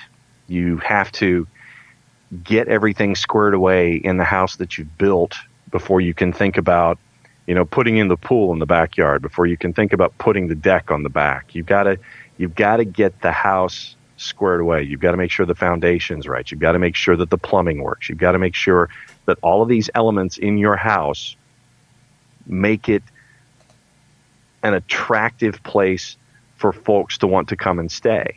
It's like if the plumbing doesn't work, why should I rent your house for a week in the middle of the summer? You've got to make sure that all this stuff is right before you can take these next steps. And you need that individual who's going to sit there and say, okay, here's where we are. We need to get everything locked in when it comes to how we're going to put our product out there, who's going to be a part of that product, where we're going to have that product locked in, how do we shore up our flanks with the teams at the bottom of the table, and make sure that what you have is sound. Then work on the other things. But that hire has to be that individual who can make it attractive while you're staring at the NWSL on the whole, sits there and has the vision to go forward and understand that, it's two separate tracks, but you've got to get the home part figured out first. You've got to get what's in-house squared away so then you can take those next steps. I know that, last year when ESPN came on board and they would have the Game of the Week package and things like that as a part of the platform, I thought that was a great step. But now what does the NWSL do coming into this season? And we're not seeing any part of that plan right now. And I know that the commissioner and then everything else falls into place. You can't. Yeah. So when the commissioner comes in, then everybody's going to sit there and say, okay, now I have a point person. Now I have a reason to sit there and sit down at the table for you. Now I can sit there and figure out schedule. Now we can sit there and figure out TV package and partners and all this kind of stuff. But if you don't have that leader, there's no there for anybody who might be interested to want to hop in. And well, so no, they've got to get people this who done. are interested. Let's make sure this is very clear. They're not just avoiding the TV situation. Octagon is helping them with this in a big way, and that's been maybe one of the major stories of the last year in the NWSL is you're getting support from Budweiser, coming in and saying, one, we're going to sponsor this and we're going to put money into it, but we're also asking others to do it. Soccer United Marketing helped broker that deal. They didn't have to do that. They need to help support more. And I think they need to look at it from a business perspective because there's money to be made for them. Mm-hmm. That's what they do. They're a marketing agency. Octagon is helping on the broadcast side. And there are discussions going on, and there's lots of discussions going on, and they should have something in place. So I want to make it clear from what you said because there is progress. It just hasn't gotten finalized yet. The quotes from Arnim Whistler in Jonathan Tannenwald's piece at the Philadelphia Inquirer. Whistler is the owner of the Chicago Red Stars. He said that we're excited because we have some really enthusiastic, good partners that look like we're going to get to final agreement very soon. Can't commit to a public announcement date, but well before the season, well before the schedule, we should be able to announce our partners in media for the year, and it will be a multi-year agreement. He said there might be multiple rights holders, might be international, might be digital, might be broadcast, might be multiple languages, different country partners. It doesn't necessarily mean multiple broadcast partners. Great. And Octagon being involved in that's helped bridge that gap. So, good. But you said plan a bunch of times. And this is something that I've stressed for years. The Women's World Cup is going to give you a big bounce. I think maybe even a more impactful bounce than the Men's World Cup gives MLS. A lot of that's down to the U.S. women's national team being expected to either win the thing or be in the final pretty much every year. So you're going to get that hit. I felt like the league has never truly planned to capitalize on it. Yep. They didn't this time either, but they've been able to capitalize on it, and that's good reaction, and that's good from league leadership. And it sounds like Merritt Paulson has been a big part of that with the Thorns. It sounds like Whistler's been a big part of that. They've been able to roll with it really well. Getting Sky Blue into Red Bull Arena for games last year that now leads to a relationship in 2020. Good. The Washington Spirit are going to play at Audi Field a good bit this year. They're going to play in different venues. Good. They're playing in bigger venues. Things feel bigger. This is good. These are all good steps. And a lot of this came from the World Cup bounce that they were able to navigate really well. I wish they had been better prepared ahead of it, yes, but they reacted to it really well, so they made up for it. The commissioner search, they're down to their final set of candidates. They're going to start interviewing immediately, according to Whistler. He doesn't want to mention specific candidates or backgrounds. He said one of the reasons this is going to be held very tightly is some of them are household names. They're all in great jobs. Many are talking to us and willing to take potentially big, lower compensation to be part of what we're doing. So we're not going to jeopardize their positions in any way. Sounds good. Let's see what the hire is when it gets done, but that sounds great.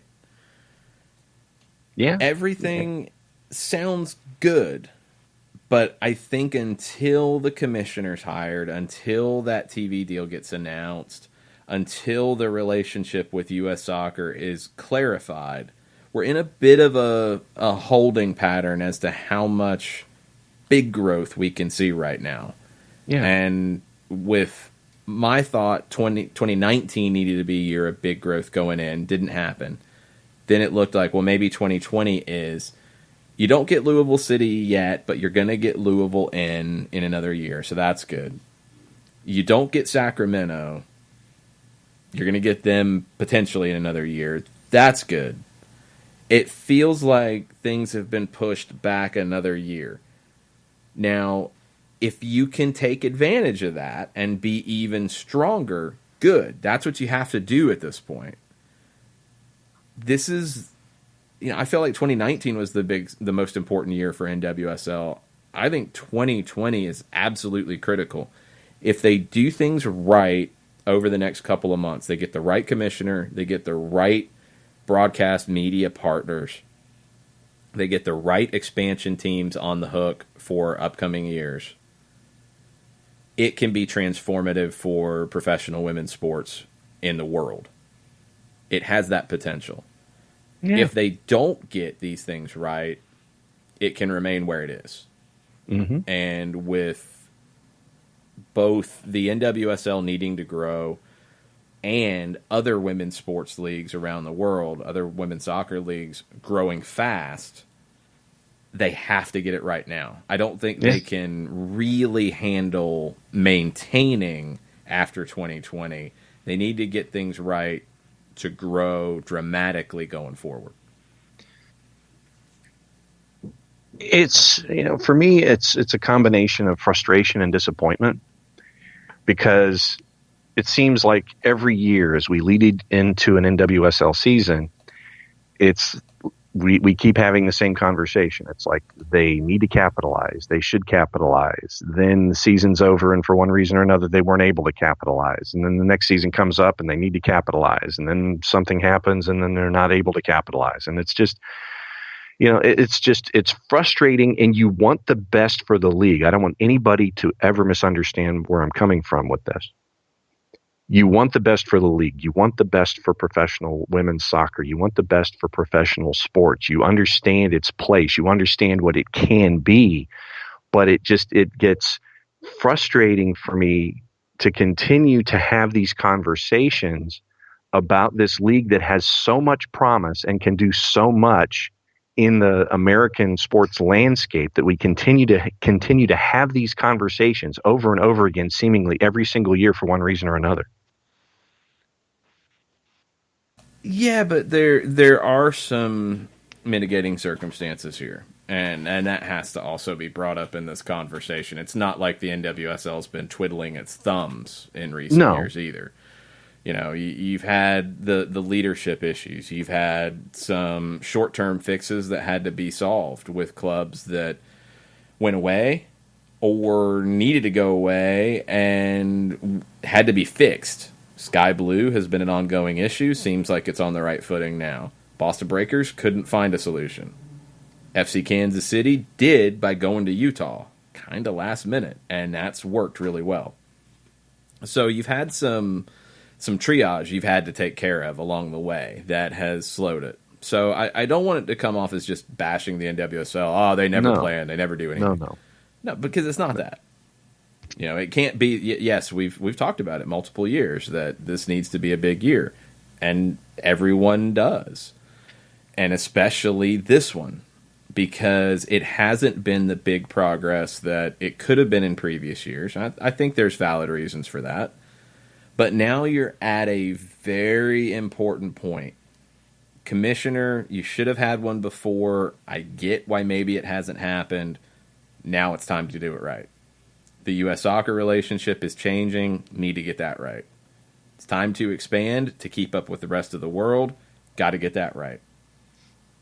There's lots of things that have to get done right now. And if they're not, you're either going to delay the growth, you're going to stop the growth if it's done really badly, and I don't think that'll happen. But you could limit the growth if you don't maximize the opportunity in front of you. It feels like there's more interest in women's professional club soccer than ever before in the United States. There are more girls playing at the high school level than ever before. There are more college programs than ever before. The college game is a very important feeder on the women's side. Men's side, no. Women's side, absolutely it is. That's a huge opportunity in the United States. That's why I don't think expanding to 14 teams is a scary thing at all. No. The money has to be there to pay these players to make it worth their while to chase this as a career, obviously. But you're going to have the player base to start from, to recruit from. It's there. You're going to be good there. You're also going to draw some of the best players internationally. And you're getting more players developed in different countries in the world now than ever before. So there's lots of huge opportunities in front of the NWSL. I don't think it's as negative as it might come off. I think it's critical that some of these decisions get made in the right way now, or you're either going to miss that opportunity to grow, others are going to jump ahead of you around the world, or you're just going to stagnate. Yeah. And you're just going to be there. The 2020 college draft at the top of the hour, by the way, For those that want to take a peek, it's on the NWSL Facebook page, on their YouTube channel, and at nwslsoccer.com from the Coaches Convention in Baltimore. Yeah, and make sure you're following the goalkeeper on Twitter. Jonathan Tannewald is there.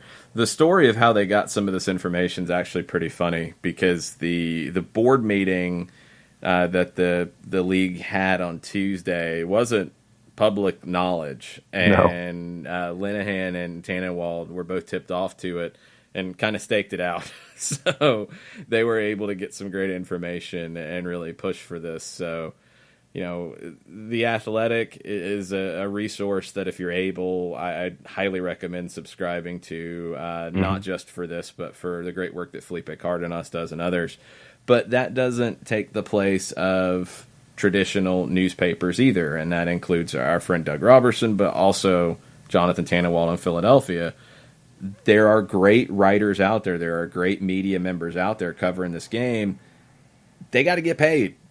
Yep. That's what it comes down to, because you see media in this country, and this is across the board, not just in soccer, but you see media cutbacks. The media landscape is changing dramatically, and the business side of it is trying to keep up. In the soccer world, there's more need for media than ever before, and there's not enough out there who are getting paid to do it. And hopefully the really good ones that are out there doing that will get rewarded for it. So, where you're able to carve out some subscriptions, The Athletic, the AJC, the Philadelphia Inquirer are three that are critical for me to know what's going on. Yep, for me, it is always keeping an eye on Jonathan Tannenwald. It is The Athletic. It is Soccer America. And that's just the beginning of it. All right, let's get into the Twitter timeline. It's Thursday Thoughts. Let's close with the Peeps' thoughts on a Thursday. Okay. Jeremy York and our folks at Impact have come in this morning. Okay. Happy Thursday, sirs! Exclamation point. Question that is more general than about Atlanta United as it may seem. Do you guys prefer the smaller, scrappy grinder striker up front, such as Joseph Martinez, or the taller, more finesse-style strikers, such as a Peter Crouch? Have a good day, sirs. I will go with the former in general because of the style of play that I like. You don't want to be, I think, married to either one and say, I want to have that player, because you need to know how the team plays. I like a team that is more, I think, combination play. So I want a smaller, quicker, more technical striker. Peter Crouch is actually pretty technical for his size. Caught a lot of people by surprise with his ability with the ball at his feet. But in general, I want a more technical forward. I want somebody who's comfortable making the drop into midfield and keeping possession. I like a striker who makes good runs off the ball. I'm not as interested in just a big target, just a big body up top, because that's not the style of soccer that I enjoy. You can have preferences in, what kinds of players you like, but the most important part of it is how they fit into a team, because you can take Joseph Martinez and put him into some teams and it's not going to fit. You can put him into some teams in MLS and it's not going to fit. He's not going to be as effective. You can put a different kind of striker into this team and they're not going to be as effective. Kai Kamara would not score as many goals in Atlanta, I don't think, as he did in Colorado. And I don't think Joseph would score as many as he did in Atlanta in Colorado. Sometimes players are the right fit, and specifically when you get into style questions. I like the smaller, scrappier one. If I'm building a team from scratch and I get to build around this player, that's where I'm going to go. Yeah, I am as well. Shiva comes in this morning. She says it'll be a later listen for her, but her quick Thursday thought is Atlanta United has close to 1 million followers on Twitter. How about that? That's pretty cool. Atlanta's done a really good job with social and with engagement. And when you look at some of the other big clubs in the league and their Twitter follows, The LA Galaxy are probably one of the biggest brands in the league worldwide. 512,000 followers. That's surprising. I thought, one, they'd be a lot higher up, and I didn't expect Atlanta to be so far ahead of them. LAFC started a year later, 248,000 followers. You compare to Minnesota United, who started the same time as Atlanta United. Actually, their branding started later, but started on the field at the same time. 141,000 followers. Let's go to an NYCFC that started in 2015. 393,000 followers. It's pretty impressive.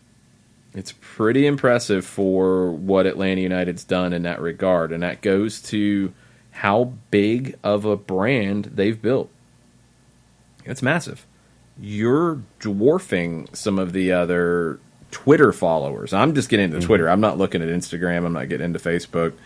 DC United, 162,000 followers. It's surprising how low some of these are when you compare them to what Atlanta's done. And that's a credit to the digital staff. It's a credit to Atlanta realizing the power of it. And I think they've gotten a good return from it too. So, being able to engage with your consumers, your supporters, and keep them up to date and get them excited about things, it's very, very important. And we've talked about some of the different charts that'll come out, in terms of engagement on Facebook, engagement on Instagram, engagement on Twitter, followers when you compare teams in the Americas. Atlanta is in that conversation with the biggest teams in the Americas in terms of this. Let's take Club America, for example. 4 million followers. That's the scale we're talking about. LA Galaxy, 500,000. Club America, 4 million. That's the jump we're talking about. Grêmio in Brazil, 2.8 million. That's the difference. I want to see what Boca Juniors is. I was going to say, what is Boca? Boca, 3.7 million. So that's where you want to get to. And there's still work to go. But that's the world Atlanta United wants to be playing in. When you've got MLS teams in that 150, 200,000, that's got to improve. That's got to change. Atlanta's success didn't happen by accident. It's putting quality work out there. It's making engagement a critical part of it from day one. And it's just putting the resources to it to make it quality. And you have to do that these days. It's a massive part of it. It's been a huge help for Atlanta. And this is where they want to be. They want to get into this 3-4 million type of conversation. There's still a lot of room to grow. Speaking of quality and DC United and a lack of quality, did you see where they will not be at RFK anymore doing anything? Yeah, and they shouldn't be. No. I mean, this isn't a surprise. Don't jump to hot takes here. This was going to happen, I think, in the summer. It's happening a few months earlier because as you start to prepare to demolish a building, you start to do some of the testing around it, and there's it's an old building, so there's asbestos in the ceilings and there's lead paint. Most buildings built when RFK was have that. Yep. So when you were already planning on being out of there in the summer, and that comes out, it's just, oh well, okay, fine, let's speed it up. Let's just get on out and not be in the building anymore. Done. That's it. It's not. I think the headlines come out, and everybody's like, oh, but it's not that. This was going to happen anyway. This is not a surprise. And as they said in the article too, Pablo Maurer had the article. It's a good article. I'm not trashing Pablo Maurer's piece. No. It's a good article because he goes into detail about all of it. But there's a lot of buildings with asbestos in the ceiling. Mm-hmm. It's not about like you're not doing it now. It's about being exposed to it is the problem. and they're not exposed to it at RFK. But as you start to prepare for demolishing the building, you're going to start moving things around, and there's no point in being there if you don't have to be. So get out. It's not like it's a great building to be in anyway. No. This just drives it home. Like, you know what? Well, let's just go ahead and start moving guys into different spots. Did you see, and Aaron West and the Colonel have brought this to the fore, have you seen Ecuador's promotion for their rebrand?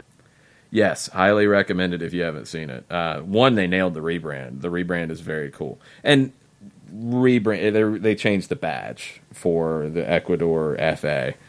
It's not like they changed who they are. They are who they are. It's the National Federation. But yes. The new logo is awesome.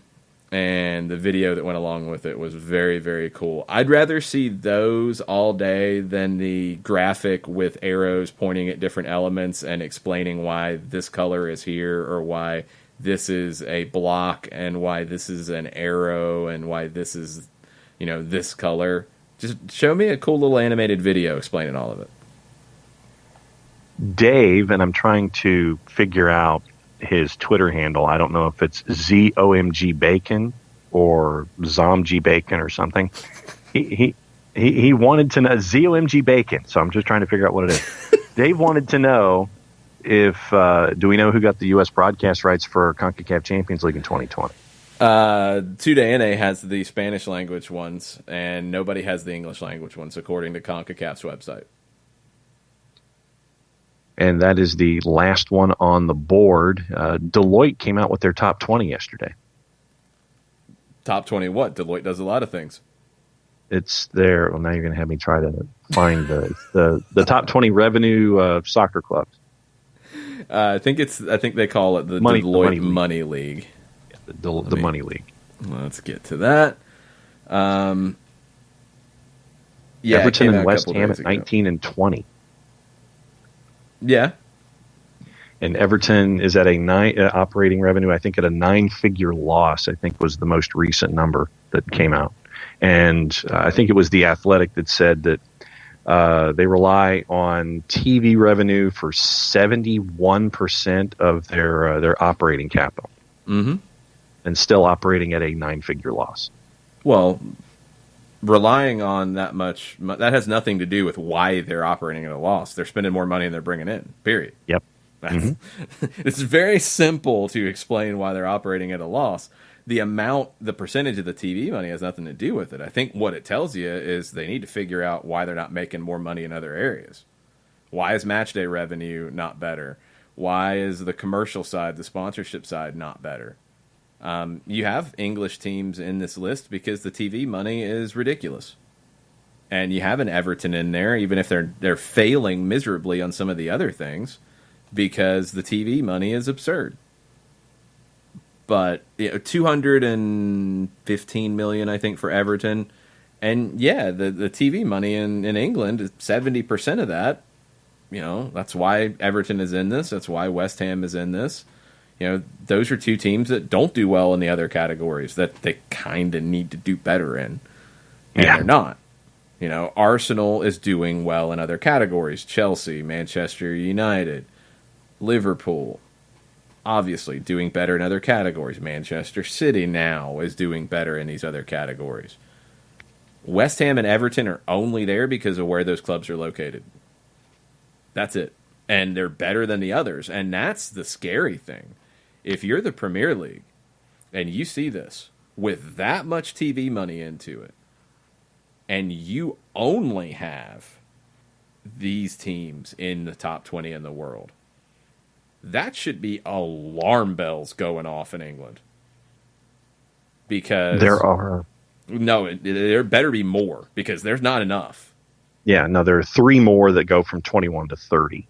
Leicester at 22, Wolves at 25, and Crystal Palace at 30. Probably 80% of their budgets, probably 90% of their revenue. That's awful. That's scary. There should be more in the top 30, obviously, because the TV money is $170, $180 million. The number 20 team on this is $207 million. Do the math. The problem is the Premier League should be freaking out when everybody's getting that kind of a chunk, and I know where you finish in the league affects how much you get, but roughly Right. $160 to $200 million in TV money. Let's just put that range in it. The number 20 team in revenue is 207. That's Napoli. They're not getting anything like that in TV money. Nobody in the world is. So when you're getting that big of a chunk in TV money and you're only getting your heavyweights, Manchester United, Manchester City, Liverpool, Chelsea, Arsenal, Tottenham, 6 to 20. Yay. Woo, woo, exciting. And you get 2 more at the bottom just because of TV money of your top 20. And you get a couple more in the top 25. Again, woo! You should be freaking out if you are the Premier League because you're not bringing in match day revenue. You're not bringing in sponsorship money outside of these big teams. You're not bringing in transfer money out of these other teams. You're not bringing in anything outside of TV money. And an article. When that's the case, Yeah. what happens when you get relegated? All that money goes away. Well, over time it does. I mean, this is You the get argument that you get parachute payments and things like that, but for a little bit. But this is Yeah, the argument that people will make to you is, well, that money doesn't just completely disappear. Well, it does eventually. If you're not playing in the Premier League, you're not getting that money, period. You'll get other things to make up for it in the short term, but if you don't get re-promoted quickly, you're done. And when you have Everton, the number 19 club in the world in revenue, operating at that kind of a loss, that should be absolutely frightening for the Premier League and for the game in England as a whole. And there is an article in The Athletic that has come out today, and it is highlighting Bournemouth's struggles. 85% of their Premier League TV cash is being spent on wages. Doesn't matter what it's being spent on. There's not enough other. That's the wrong attitude. I could care less in that regard of it. Why is there no other revenue? Yeah. That's the issue. Why is Bournemouth not on this list, first off, if they're getting anywhere between $160 and $200 million in TV revenue? Why are they not somehow finding another $100 million somewhere, another $50 million somewhere? If they had $50 million in revenue in other categories, they would be in this conversation. And, oh, wait a minute, let's go back to some things that people have talked about with Major League Soccer. Oh, the revenues are so bad. Remember, the Forbes valuations had revenue projections. Now, they don't have the books, but that's what they can tell, and it's being shouted out by the league, so you would think that it's at least in the ballpark. You had teams in the bottom making revenue-wise in the 20s and 30s. But you didn't have any of them operating at that kind of loss. The teams that weren't bringing in much revenue were pretty close to breaking even. The teams that were operating at a loss, one, were operating at a $19, $20 million loss, not a 9-figure loss. And their revenues across the board, including a small amount of TV, were in that $40, $50, $60 million. When you have the potential of MLS teams bringing in more revenue, take the TV money out of the equation for both. When you have the situation where it looks like there's MLS teams bringing in more revenue than Bournemouth outside of TV money, that should be a scary thing for the Premier League. That should be a scary thing for soccer in England. Well, that shouldn't be happening. No. And you mentioned teams that get relegated right now in the lower half of the championship. Let's just go 12 through 24. Cardiff, Blackburn, Reading, QPR, Middlesbrough, Birmingham, Huddersfield, Stoke, Wigan. All of those teams have been in the Premier League in the last decade. Yeah, and The longer you are in the championship, the more you're underwater. Mm-hmm. It's a scary situation. Bobby McMahon's piece over at Forbes.com focuses on Barcelona being the top of this list and getting ahead of Real Madrid.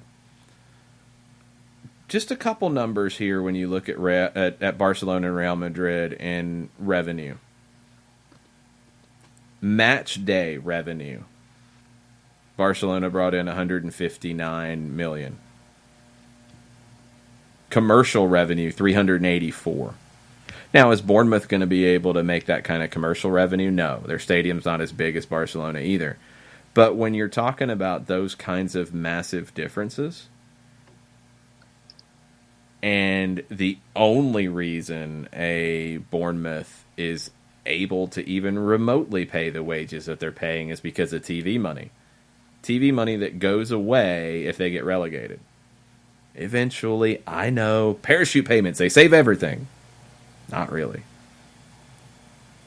This should be a scary thing for the English game. And everybody's going to focus on Barcelona, Real Madrid. Everybody's going to focus on the 6 teams that are in there from England. Well, the Premier League has 20. And when 2 teams are on this list, basically all because of TV money, and you have a bunch of other teams with that same amount of TV money that aren't on this list, you should be really scared about the future of the game because it can't continue on the road it's on. And one of the things that I did not know was this disparaging or the wide range, whatever the right word is. The capacity at the Vitality is 11,364. That is dead last in the Premier League. And it is about 50% less than your team at number 19, Burnley, who has a capacity at Turf Moor just under 22,000. Yeah, 100%. But the problem is, like, if you can't build another stadium, then you kind of are capped at what you are. Mm-hmm. And you can't spend what you're spending. So 85% of their TV money that's coming in, that is probably around 80 to 85% of their overall revenue, is going towards wages. Player wages. What about coaches? What about staff? What about facilities? What about academy? What about other things? I'm not even getting into that because I don't know it. Don't know if they have debt. Would assume that they do because you can't operate that way over an extended period of time. But let's say they don't. So you're bringing in all that money. You have no money to spend anywhere else. That's not sustainable. Okay? You have a bad year. Your top striker, your goalkeeper break their leg. Kind of like this year. Any year. Doesn't matter. You have an injury. Nothing to do with player selection, nothing to do with recruitment, nothing to do with anything. You have a bad injury. Some of those goals hit the post, and you get relegated. You're probably done if you don't get back the first year. Mm-hmm. Like, you're going to be then in that category of clubs that people are waiting to go bust. A club like Bournemouth can't operate that way because they have a cap on their venue. It's as big as it is. You're going to be limited in how much matchday revenue you can bring in. That's going to limit everything else. You're not a big club. You can't be a big club. It's impossible. Bournemouth can't be Leicester. Everything would have to be the most perfect season for Bournemouth to finish in the top 4. Yeah. And that doesn't happen outside of fairy tales. Because everybody else would have to fall off. They would have to have everybody play better than they can play. They have to get a lot of luck. Everything would have to fall their way for that to happen. Where is Bournemouth most likely in the overall pyramid? Championship, League One, but they're spending Premier League money and they're holding on to that. How long can that last? And when it falls, and maybe it's just bad luck as to why it falls, can they change who they are? And can they get back to spending in the type of club that they truly are? A club that plays in a venue that has 11,000 seats. I don't know. And that's the scary part, because Leeds couldn't figure that out for a long time. Portsmouth couldn't figure that out for a long time. Bolton couldn't figure that out for a long time. Wimbledon couldn't figure that out, and they didn't. And you're going to get more. These numbers, while they're coming out and you're celebrating the top end of it, the fact that there's so few teams from England in it with the amount of TV money that they bring in, that should be absolutely terrifying. For Bournemouth, in a perfect storm season, basically like they had last year, Callum Wilson scoring goals. Okay, where did their perfect storm season get them last season? Mid-table. Yeah, that's the thing. That is what they are. They are. No, that's not what they are. No. I'm saying in a perfect storm season, if everything happens right, everything goes in, Callum Wilson has, a 20-goal season, they are top end 8, 9, 10, 11. You can't count on it. That's not who you are. Perfect storm is not who you are. No. Who you are is the average of what you can be. And the average of what they can be is a top half championship team. Like, off what they can realistically project and bringing in outside of the TV money. Now, if they can pivot, then okay. And you've seen clubs be able to do this.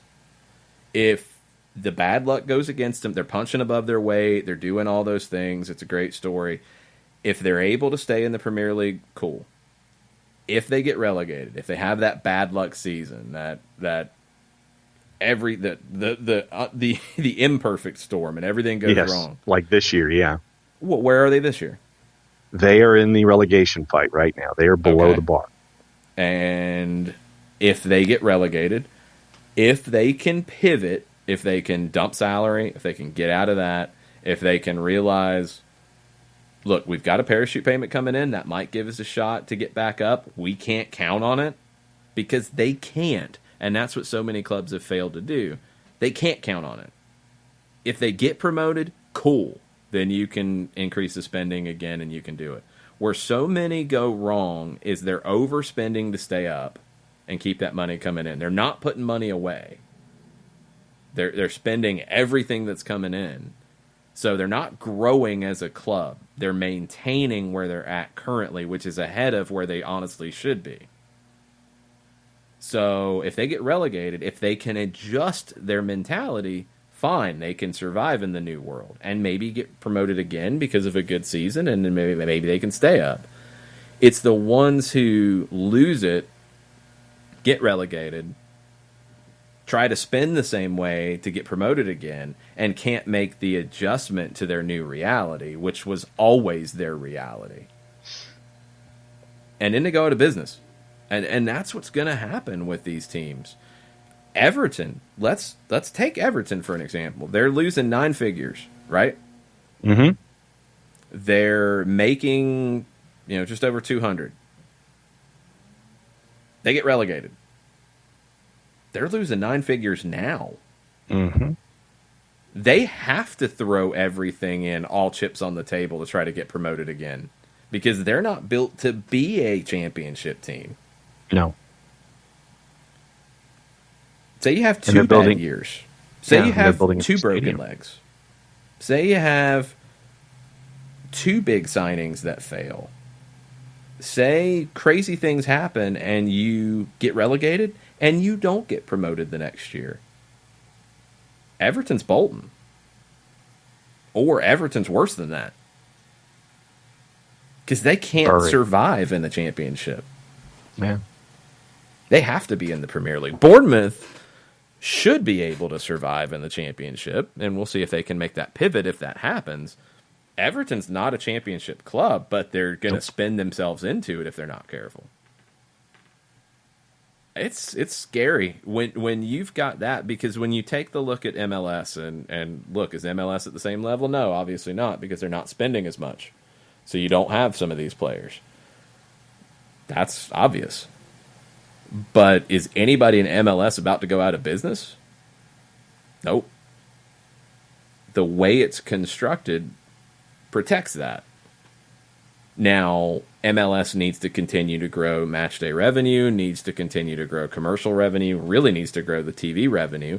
All of those things need to grow. But you're not in that position of fear that some Premier League clubs have to be in.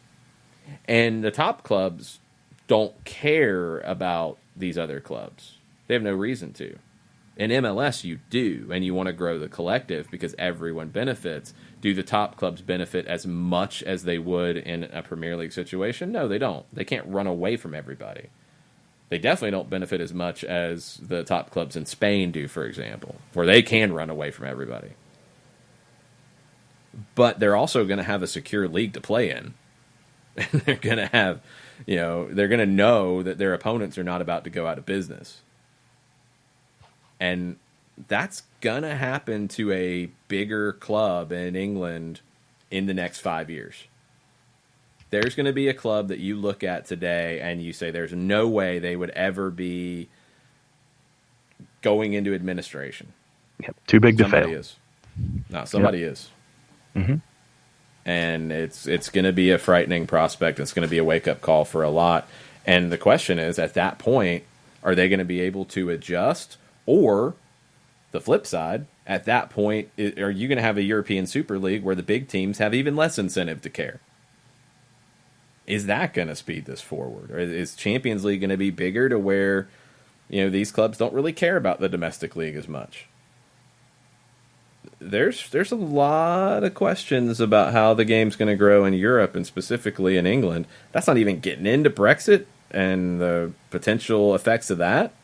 Yep. So this is a list that some teams are celebrating, but more people and people at the higher positions in the game in England need to be looking at this with a lot of fear, because there should be more English teams in it, and the ones that are so dependent on TV revenue that goes away if you get relegated, that should be a frightening prospect. We'll see what happens. I hope that they can come up with a plan to protect the history and heritage of the game, because I wonder if that's going to get eroded very quickly. We'll see. We'll see how MLS grows. We'll see how NWSL grows as well. And I'm sure we'll be talking about all of these things tomorrow morning, because that's what we do. We talk about the game and all aspects of it.